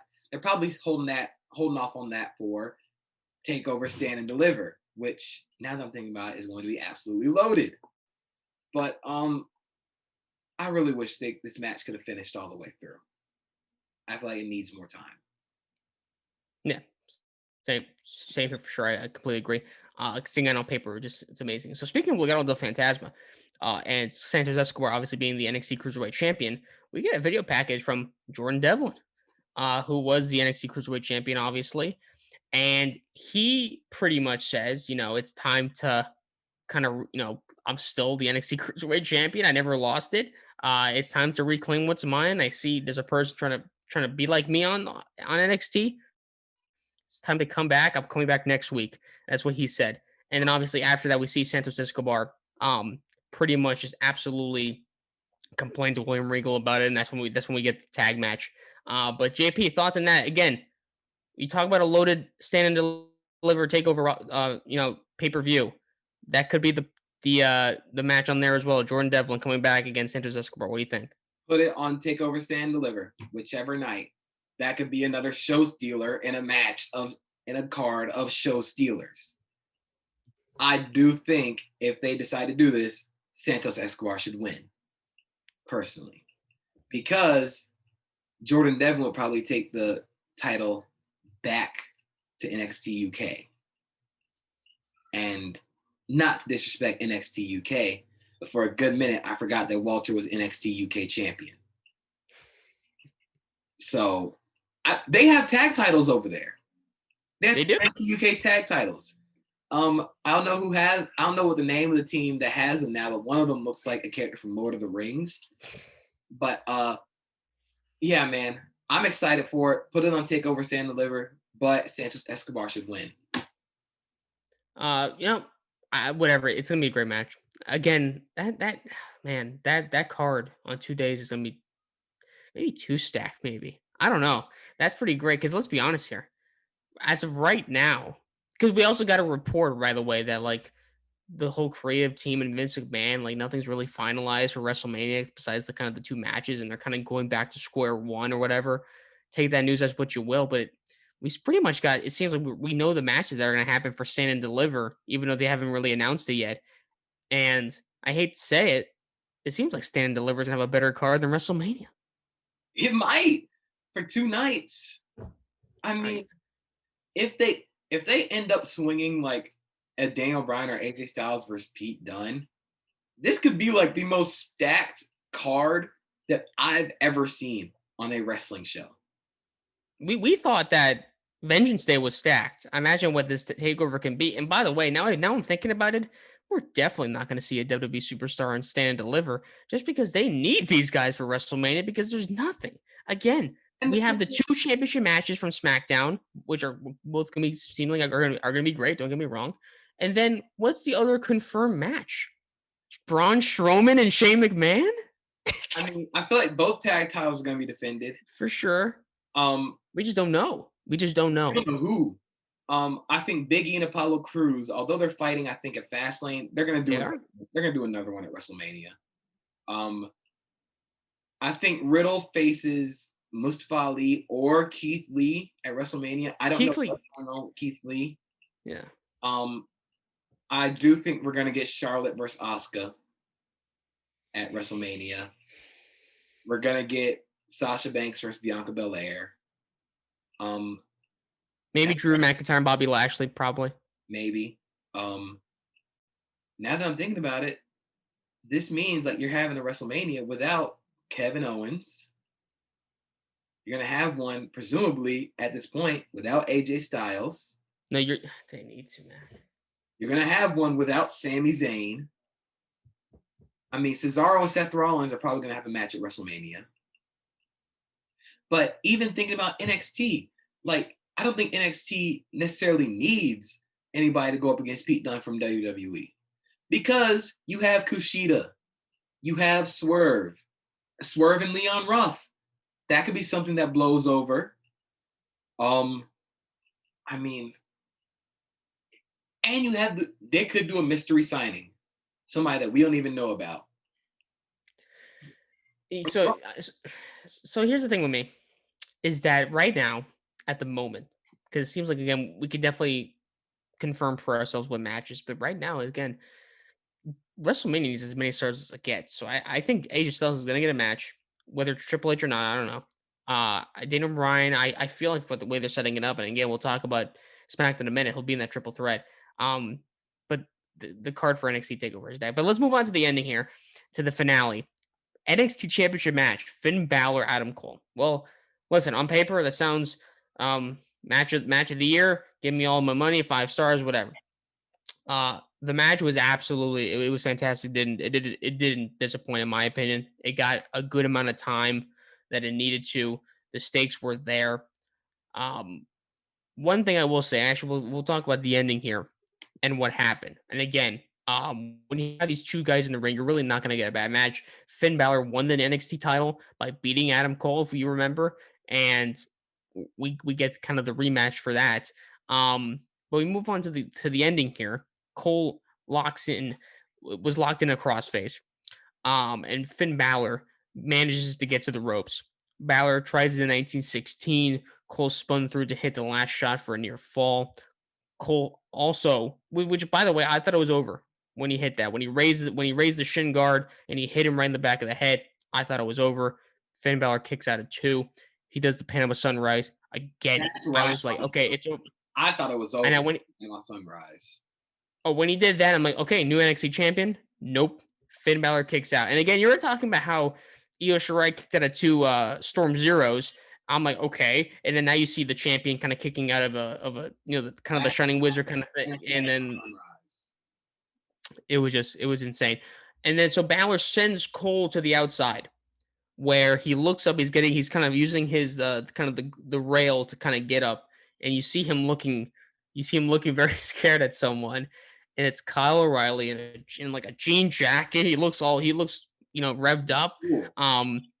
He looks really cool. And then so the distraction, it sets up Finn Balor to the 1916 on the outside, brings him into the ring, does the coup de grace for the 1, 2, 3. Afterwards, we see Finn Balor kind of celebrate, and he pretty much does the whole thing like, "There you go, Kyle, get him." And then so Kyle really looks at Finn Balor, gets the approval, he goes in, starts laying it in on Adam Cole. He attacks him viciously. They get to the outside. The refs start to break him up. There comes to a point where actually within the match, Cole was going to do that brain buster on the exposed steel steps. He's going to do that to Balor, but kind of Balor reversed it.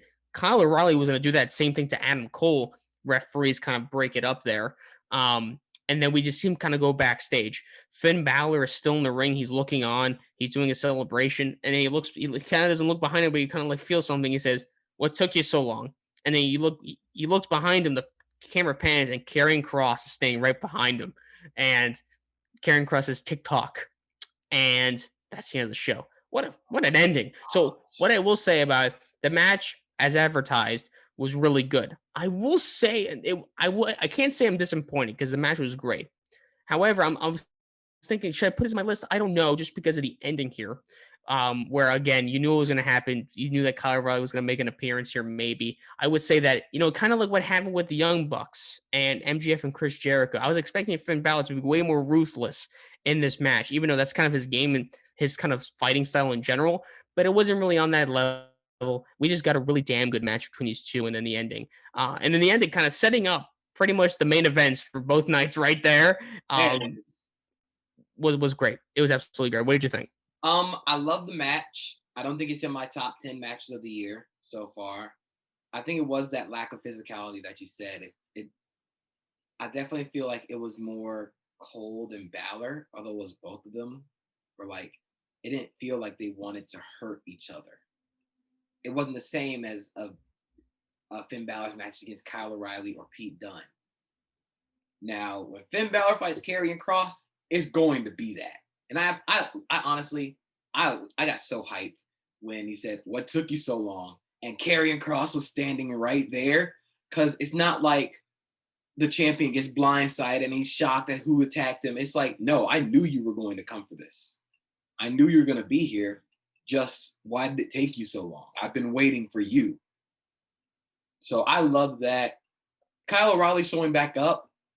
Had a small feeling he'd do that. Didn't know. But there's your main events for NXT Takeover Stand and Deliver. Both nights. I'm just interested in what they're going to do with O'Reilly Cole, because you can't do a regular match. You can't just do a one-on-one. Again, unsanctioned match. Kind of make it, do a street fight. Like, I don't know if you see it, but the first time Johnny Gargano fought Tommaso Ciampa, the street fight, I was pretty much going to say that. do that. Absolutely. Do that. That'd be awesome. I mean, we've never seen this on NXT, but Hell in a Cell. Oh man. Listen. So again, when you think about the match, and again, completely on the same page with you. I was thinking that you can definitely go the route here of what happened with Ciampa and Gargano. Again, that first match they had, that unsanctioned match, was phenomenal. I would say that again, I haven't seen all the great NXT Championship matches or just great NXT matches as a whole. That's been my favorite NXT match of all time so far. I have yet to see like Cole and Gargano, those guys when they had their match, that 5-star match and stuff like that. So, but again, I think that Adam Cole and Kyle O'Reilly will just absolutely tear the house down.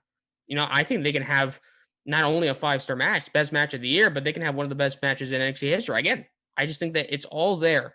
It's all been set up since their New Japan and Ring of Honor days, man. It's been just so many years in the making to have it on this stage of level. I wish there was fans, man. I just wish there was fans. But like again, it just like their match at their whatever it is, and I think it's gonna be something unsanctioned for sure. A Hell in a Cell match, that would be historic. You Also, know, I will keep advocating First Blood. that could work. I think Please, that could work it with that. works. Here's the thing, though, right? I feel like nowadays it's the reason why maybe it doesn't have that same oomph, maybe, is because it's pretty easy to get kind of bladed up.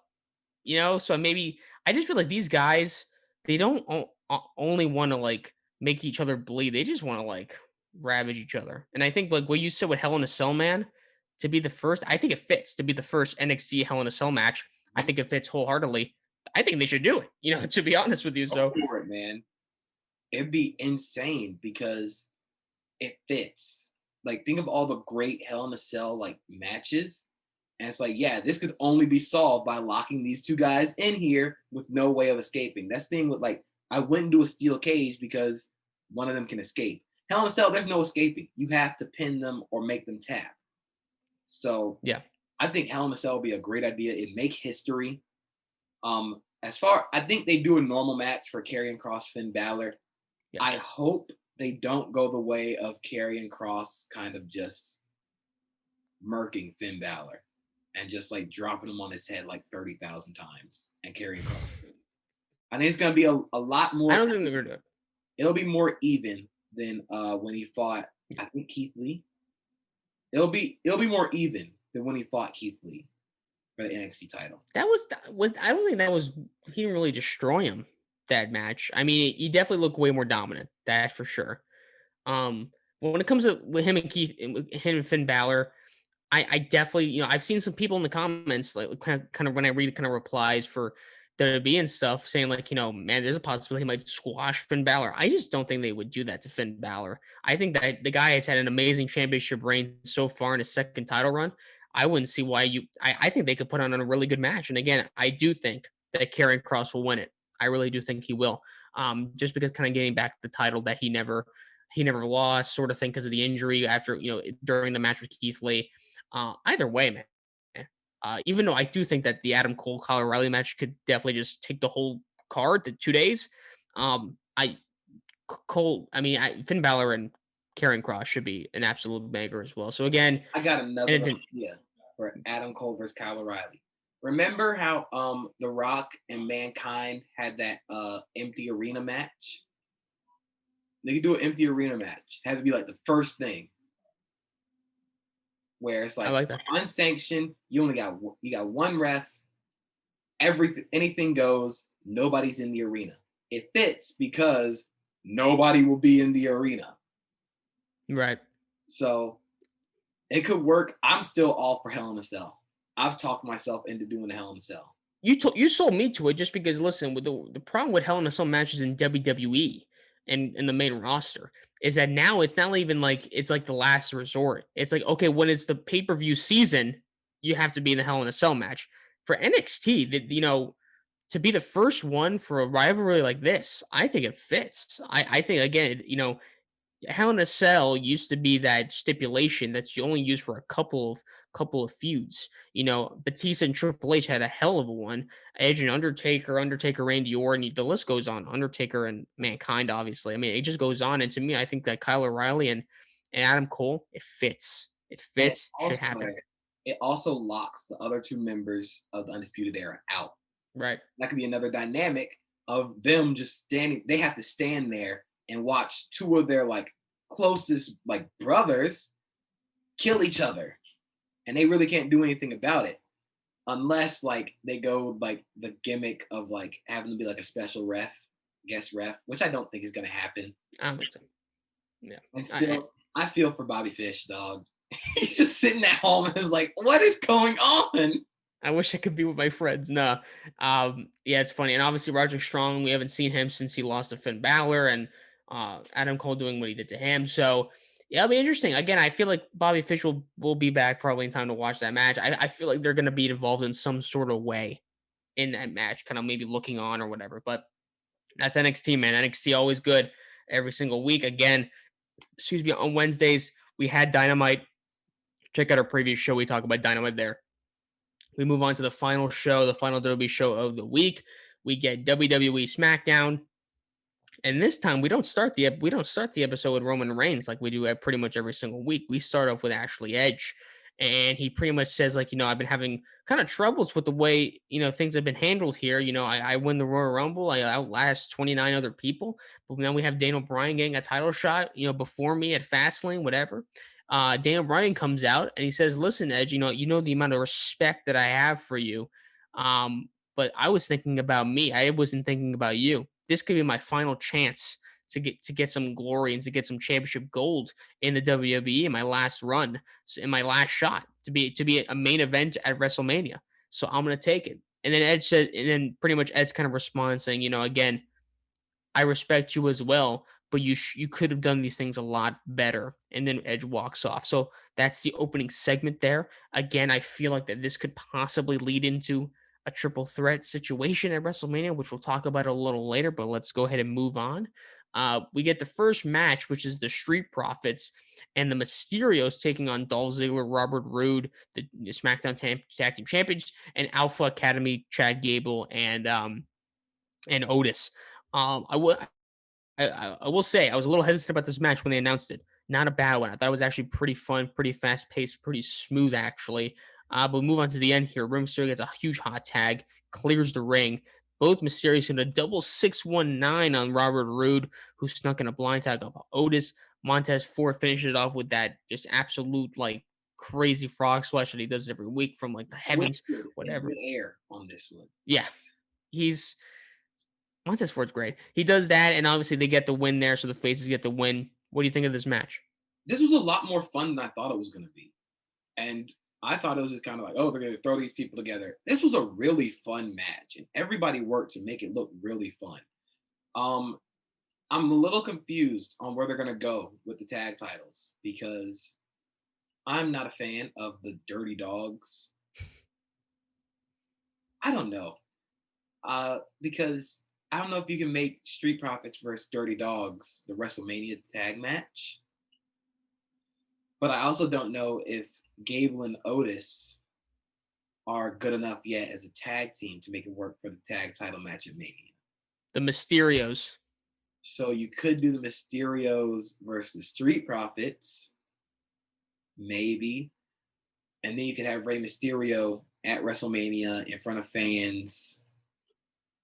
But I don't know where they're going to go with this. I do feel like the Dirty Dogs tag reign is probably going to come to an end at Fastlane. It definitely could. Here's what I want to see. Honestly, the whole big thing about what WrestleMania that it's been established for several years now is the thoughts of WrestleMania moments. And to me, I think that the Mysterios, the son and father duo, winning some sort of tag team gold at a WrestleMania, that's an easy moment to do.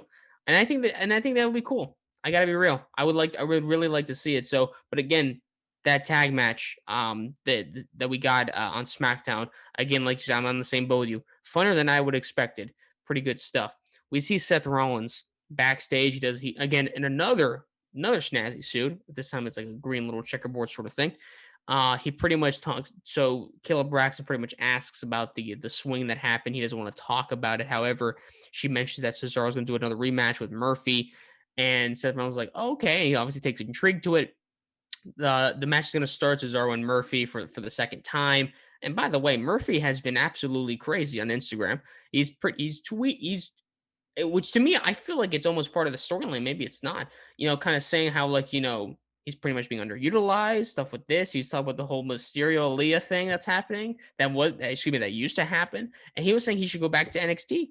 And they don't even reference that on SmackDown, which makes me believe maybe it's real thoughts. I don't know. I'll ask you about that in a little bit, but we get to the match here.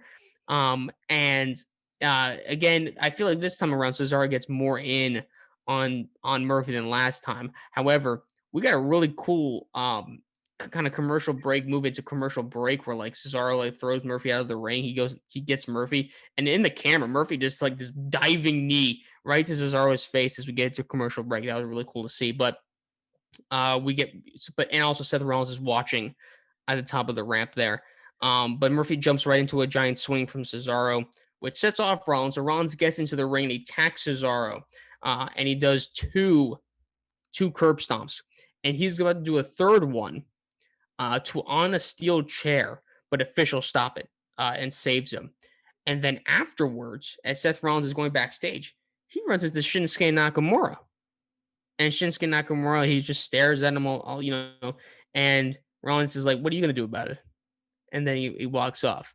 I mean, yeah, hell yeah. JP, thoughts on the match? Thoughts on the afterwards? Thoughts on Shinsuke Nakamura versus Seth Rollins? The match was fine. It was a Buddy Murphy versus Cesaro, which you're gonna get is average to good. It was an average match. It was good.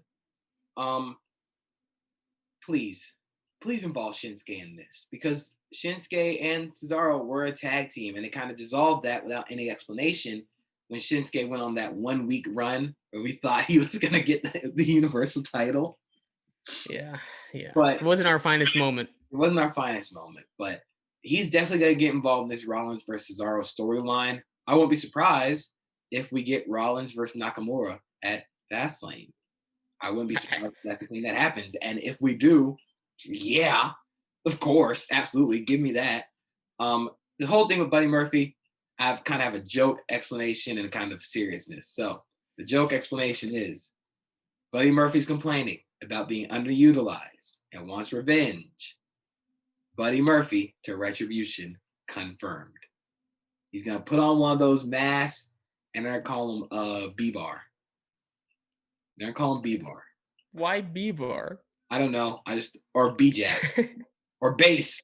There you go. He's Base. There you go. There you go. Based. Based Murphy.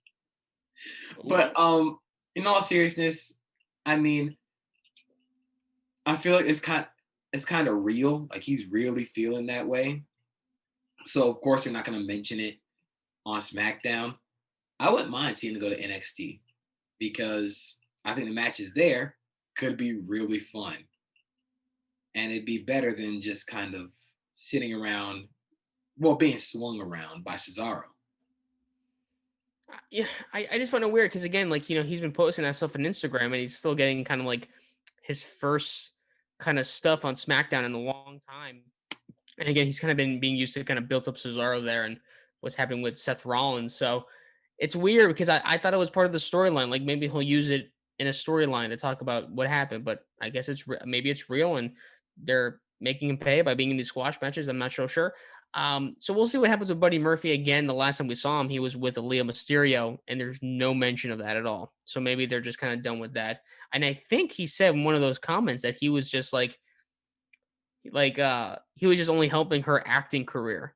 I'm like, okay, Murphy, calm down, bro. Okay. Relax. Yeah, relax. But we move on from that. We get to the KO show with Sasha Banks and Bianca Belair. Those two are going to face Tamina and Natalia.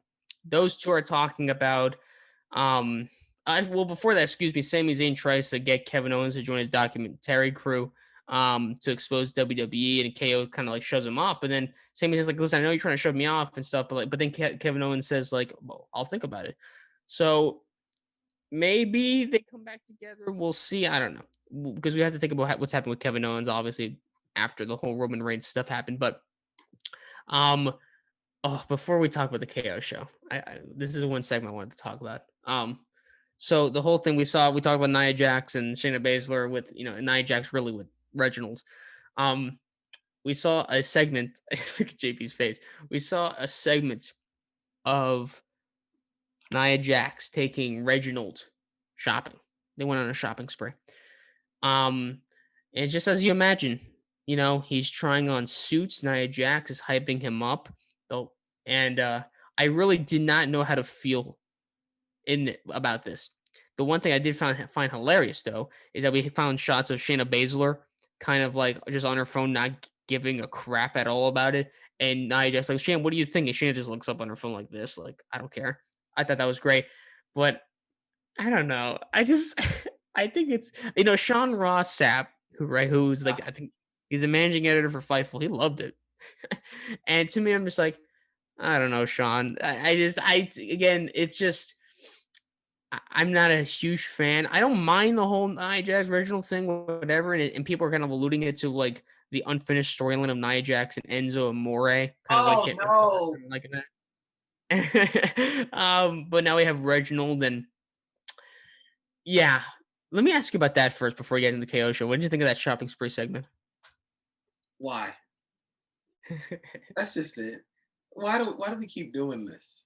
You're turning Reginald into James Ellsworth. And we don't need him to be James Ellsworth. And I don't understand why he needs to be involved in every woman's storyline. It takes away from the women in the storyline. So like I could do without it, honestly. Yeah. So here's the part I was talking about when I kind of alluded to this on Raw. I don't mind kind of Reginald dealing with Shayna Baszler and Nia Jax. This is my problem. We get the KO show with Sasha Banks and Bianca Belair.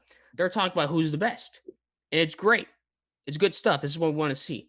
Part of that is them arguing about Reginald. And Bianca Belair tells Sasha Banks, like, you're entertaining Reginald, which let's be honest, she's right. I'm taking you know me, Sasha Banks my favorite, but Bianca's right on this. Um and she's saying, you're entertaining. This is all your fault, sort of thing. They're just kind of bickering at each other, which is great to see. Obviously, have a match at WrestleMania, but they're also facing Nia Jax, Shayna Baszler at Fastlane for the tag team championships. Stupid, but it's gonna happen. So then, of course, who comes down to the ring? It's Baszler, it's Jax, and arrives with Reggie, as Nia Jax likes to call him. And obviously they're setting up a match between Nia Jax. They're setting up Banks and Belair versus Tamina and Natalia, who could possibly be in the women's tag team championship picture in the future. Possibly, you have like kind of like matching kind of garb that they're wearing to the ring. I mean, match is not really that great, but we kind of get to the ending here where Reginald gets involved to stop the referee from catching a clear victory from the faces. There's a point where, again, because Tamina and Shayna are on commentary, and Reginald is showing off what he like got his suits on the announce table. Which by the way, I forgot to mention this, but Michael Cole's reaction after that shopping spree segment was the funniest thing that night. He looked straight dead ass into the camera with no reaction for like a couple seconds. It was amazing. Please, I mean, I need that. I need that like gif. But then after that, Sasha Banks goes on top of the announce table with Reginald and is chasing him through the ring. Reginald goes in the ring. Sasha is going, in between the match. And then what happens? Tamina rolls up Bianca Belair as she's kind of paying attention to them for the 1, 2, 3. Bianca Belair getting pinned. But afterwards, Banks and Belair they fight, and this is the one thing I put on Twitter. There is just like I like how Belair, you can see they are fighting, but again, all because of how what's going with Reginald. Now, a lot of tweets have been going on about this, about like they're really making it hard for themselves. This is the easiest, one of the easier things to book is Bianca Belair and Sasha Banks. I agree. It's really not that hard. Again, I'm not a booker. I'm not a promoter. I don't know. Okay.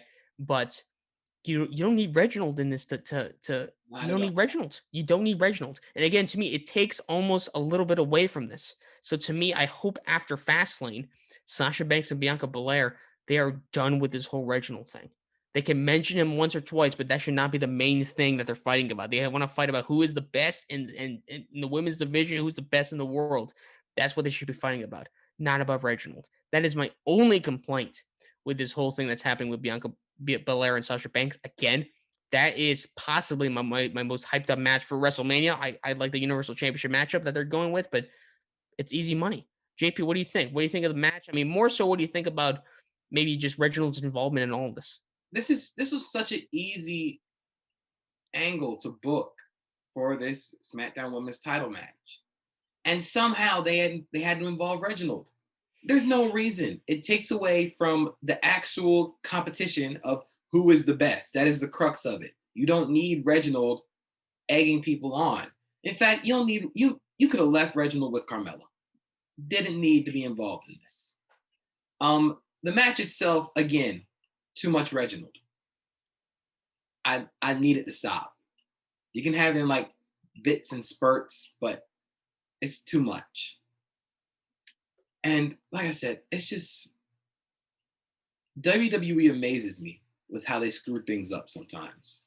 Because this is so easy. They were hand given one of the biggest matches in SmackDown Women's Title history. And they're screwing it up by adding Reginald into everything. I swear, if Reginald was involved in this past Fastlane, what's the point? It's going to take the hype down for the match at Mania to so much lower because you know he's going to get involved. And you don't really need that. So please remove him from this whole angle. They they they really should. Again, I'm really thinking. I'm giving them the benefit of the doubt and saying that past Fastlane we're not gonna see Reginald involved. But again, I don't think Sasha Banks and Bianca Belair are gonna win the women's tag team championships at Fastlane. So I just hope they don't. And again, I'm giving the benefit of the doubt. I'm going to say that they're definitely not going to have him involved. Like, imagine watching that WrestleMania match and Reginald gets involved. That way, it would just be an absolute travesty if Reginald is involved in a WrestleMania match with those two.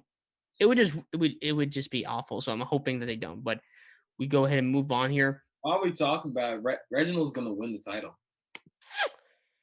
Listen, you've been crazy this year. You said that Ric Flair was going to win the Raw Women's Championship at one point, and now you're saying Reginald. Oh, you said Ric Flair, excuse me, was going to win the Raw Women's Championship, and now you're saying that Reginald's going to win the SmackDown Women's Championship. That women's division is pretty good with Ric Flair and Reginald. I still got time. That Survivor Series match will be lit. We're good, okay? We're good, okay? There's still time for Ric Flair. No more, please. No more about this. But we get the return of Big E, the Intercontinental Champion, after his injury. He comes out like in a neck cast and crutches, but he fakes it. It's really he's fine after getting attacked by Apollo Crews. Afterwards, we saw the Apollo Crews, the absolute kind of the Nigerian royalty, the gimmick that he's in right now. I have to ask you this one thing. I'm guessing you saw Dave Meltzer's comments on Apollo Crews' new gimmick. Dave Meltzer, who is a white man, said that it is incredibly racist and stereotypical what they are doing. But I think so I want you to give your thoughts on that because when I saw them, like I mean again, I don't think so, but that's just I'm white as well. So I wanted to ask you. Also, I think we saw the Nigerian presidential aide actually praise it. So excuse me, Dave, but I'm gonna trust his opinion. JP, what's your thoughts on Dave Meltzer's comments and just thoughts on the gimmick itself? What are you thinking? Dave needs to take a break from the computer, turn off the phone, and go outside. Please. It is not that deep.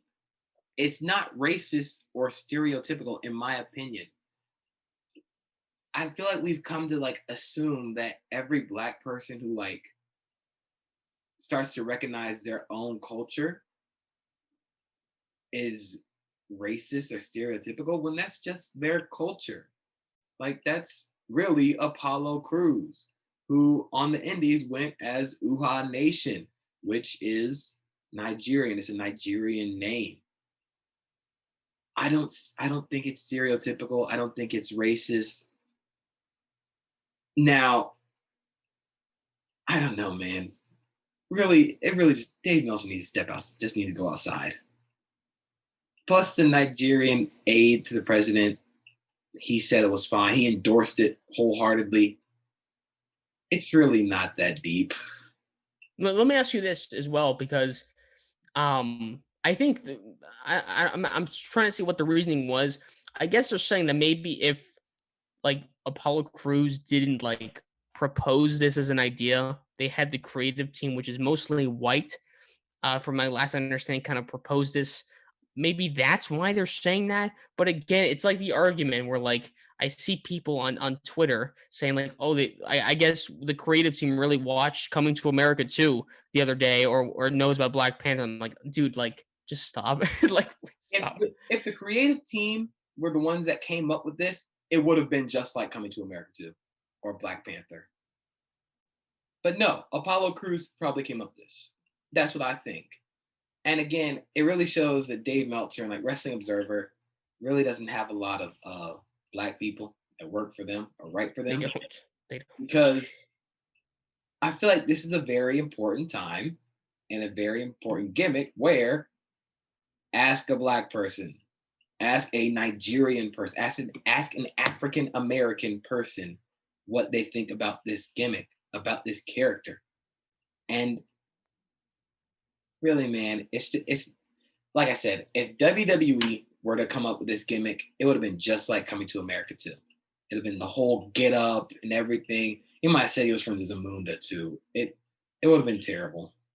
Oh my god, that would actually be bad if they did that. That would that would be bad. But again, I just feel like from the way about that Apollo Crews has been conducting himself as of late, he just looks more comfortable, which makes me believe that he did kind of come up with this and maybe pitched it, and they said absolutely, and he's really rocking with it. But we get back to the promo here. Biggie, he pretty much cuts an impassioned promo. Listen, this is the Biggie that I would love to see more. I love the Biggie we love, where it's like that he can joke around, he can do this stuff, but when he needs to get passionate, he gets passionate, and that's exactly what he does. He talks up Apollo Crews, and he tells him, like, listen, he'll give Crews one more title shot, but only to give him what he deserves. And he's telling him to come out there, how he kind of took 2 weeks away from him from his health and stuff like that. I thought the Biggie promo that he cut was absolutely fantastic. Biggie's obviously great, but he offers him to come to the ring, uh, Apollo Crews for an Intercontinental title shot.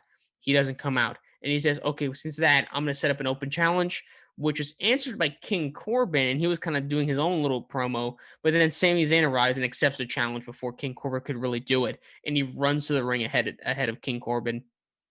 So now it's going to be Sami Zayn against Big E. Not a bad match. Actually, these two do pretty good. Again, a little bit brief, but again, Sami Zayn, I guess he was owed a rematch after he lost the title to Big E in that lumberjack match. I think that was on Christmas Day, maybe.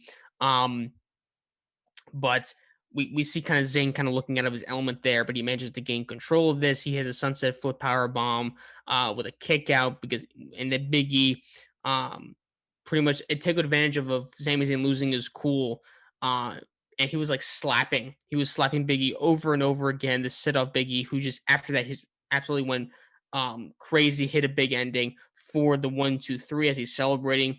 Apollo Crews theme song hits and he's looking around for him. He's looking at the ramp, but Apollo Crews comes from behind and then he hits two Olympic slams on Big E that took him out there. And then that it was great. Obviously, some steel steps to the face is there as well. So we're gonna get those two for the Intercontinental Championship match at Fastlane. JP, thoughts on the match itself, thoughts on the ending, and thoughts on that match at Fastlane. This Biggie promo was fantastic. You could hear the passion. I remember in the WWE 24 that was just done about Biggie, he talked about how like being the son of a gospel preacher and a pastor helps him a lot in his promos, and you can tell because he speaks with an intensity, a fire. When he's really motivated, it sounds awesome. The match itself, brief, like you said, but it was Biggie and Sami Zayn. It was going to be good. I enjoy personally that Apollo Crews uses the Olympic Slam because nobody else outside of Kurt Angle really does that move. I mean, I think Roderick Strong used it for a little bit. Yeah. He doesn't use it as like a finishing move. I like that Apollo Crews uses it as a finisher. This seems destined for WrestleMania. So I feel like there's going to be a screwy finish at Fastlane. But I feel like this is destined for WrestleMania. I think it's gonna happen against maybe a screw finish will happen in Fastlane. I wouldn't mind a match at WrestleMania whatsoever. I think that those two can really go, and I think they could put on a kind of a really sneaky dark horse kind of match of the night, depending on obviously the rest of the card there. So go with that as well. We move on to the main event segment, the contract signing between Daniel Bryan and Roman Reigns as they're signing the contract for their match at Fastlane. And obviously they come to the ring and Roman Reigns gets on the mic and says, "Listen, like I'm not gonna sign this. I changed my mind. I don't think you deserve this at all." Um, so oh, actually, real quick before this, we got a really good segment on Edge talking to Jey Uso, and he stops him because Jey Uso was trying to talk to Roman Reigns, but Paul Heyman says to come back later or whatever, and then he pretty much Edge tells Jey Uso like, hold on, let me stop you for a bit, man. Jey Uso's kind of a little hesitant, but Edge kind of reminisces on the past, like, hey, I remember seeing you and your brother when your father brought you in and on past shows when you were a kid, we were playing around with you, and you see Jey Uso kind of like smiling and kind of like going back on the times there. It was really good to see them kind of being a little vulnerable there. But he says like, but man, what are you doing right now? What does your father think of this? Stuff like that. And Jey Uso kind of just says like, just worry about yourself. Just worry about yourself, Edge. Just let me do what I got to do for my family. Um, so back to contract signing again. Roman Reigns is telling me, you don't deserve this, whatever. So, but then Daniel Bryan gets on the mic and says, pretty much like just making him mad. And he was pretty easy to do. He is like, oh, then I guess, maybe I could be head of the table now since you're not going to do this. And it was actually hilarious just to see Roman Reigns' face. He's like, give me the pen. Give me the pen. He's like signing the contract. And Ryan's is like getting really happy there. It was great. And then as soon as I just thought it was hilarious. As soon as he signs it, like Jey Uso gets the gets the table and just throws it out of the ring. I just found that hilarious. Excuse me. Um, but again, like Daniel Bryan, he's kind of standing tall there. And then Edge arrives, and he arrived because Jey Uso pretty much said, "Hey, listen, we need a special enforcer in this match, and I think it should be me to call this right down the middle." And Edge comes out and says, "You know what? That's a great idea. However, I think it should be me. How about next week I make my appearance on SmackDown and like since like 10 years ago, and whoever wins that match is the special enforcer." And Adam Pearce is like, "Sure, sounds good to me." So then Edge comes into the ring. He immediately goes at Roman Reigns and Jey Uso, and he throws Jey Uso out of the ring, and he's attacking Roman Reigns. And then Edge and Jay Bryan tries to attack Roman Reigns with him. Edge pushes him back, hits Roman Reigns one more time. He goes out of the ring, Roman Reigns. Edge turns around. He takes a running knee right to the face from Daniel Bryan while he's in the ring. I was chanting the yes chants. I thought that was great. Which again, and that's the end of the show.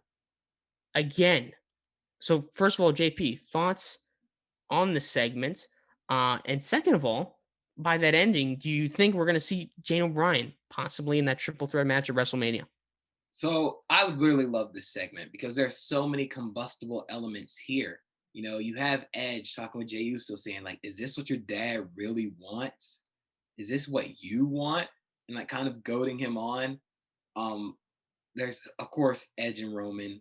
If Edge is the ultimate opportunist, Daniel Bryan should be the ultimate agitator because the way he can just get Roman Reigns to just do stuff is hilarious.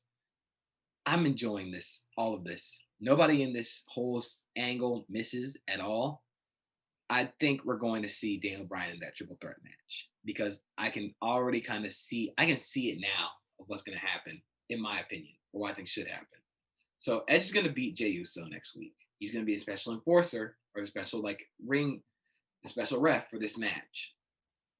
He's going to spear Daniel Bryan during the match and cost him the title because he doesn't want him in that match. Daniel Bryan is going to get his rematch with a real referee at WrestleMania and make it a triple threat. And I have no problem with that. Daniel Bryan, for my money, is the best wrestler of all time. Like the best in the ring. Absolute best. As far as best in the world right now, I mean, it depends on eye of the beholder, I guess. But he's on a great run right now. Roman Reigns doesn't miss.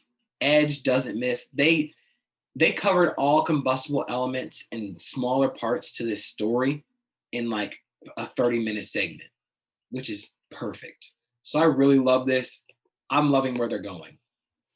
I mean, that it's been the whole debate now on social media, on wrestling Twitter, or on the IWC, where it's like, who do you mind Daniel Bryan being in the triple threat match? I don't mind it at all. In fact, I think he adds to the match.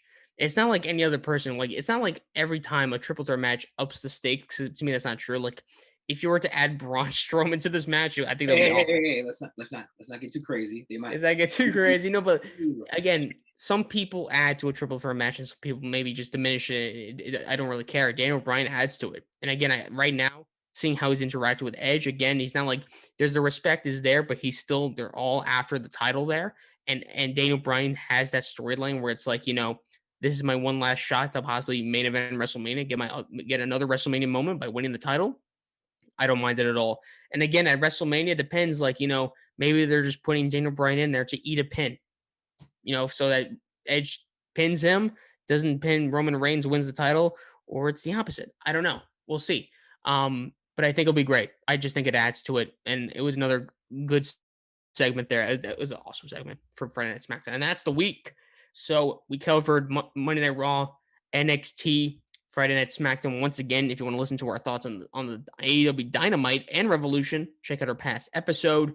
And again, we covered a little bit of news here and there as well. So that's going to do it for us. Again, we have the same shows again this week. And also we have Fastlane this Sunday. We're going to do a predictions episode of that for sure. We also want to record that WWE AEW podcast, that kind of match card that we want to do, like our dream matches in those two companies. We're going to probably do that this week as well. So a lot of content for you guys. Make sure to like, comment, subscribe on our YouTube page. Follow us on Twitter at Yell_Sell. Streaming platform support us there. Personally, for my Twitter at Zach Weinberger. All my writing stuff is going to be in the bio. Do stuff for freelance for the Ford, stuff for you press online. It's other stuff coming on the way as well. It should be exciting. So JP, and at JP's Twitter at Acosta32_JP. JP, where else can they find you? Pretty much in the bio. Write for the University Press. I also write for Big Cat Country. Write about Jacksonville Jaguars and the NFL in general. Looking to expand. I was on the entertainment podcast for U Press Play. So I'm slowly making my way around. I will soon have world domination when it comes to the University Press podcast. I will be everywhere. But yeah, that's where you can find me right now. Got some big things coming up. So just make sure to follow along. Absolutely, man. Again, also do a nerd pod with Jacob Brown. You can find it at the nerd pod too. Big week. You Oh, know, yeah. JP knows this. Listen, we got Zack Snyder's Justice League coming out this Thursday, getting some really awesome reviews. I am just otherworldly excited to see it Thursday. So check out that. Check out the next pod for that. I'm also going to be writing that review for the newsletter for U Press. Subscribe to the newsletter. You get to see it firsthand before it gets on the website. So that's going to do it for us at Yell in a Cell. Again, support us. We're new. And again, big things on the way. So have a good day, guys.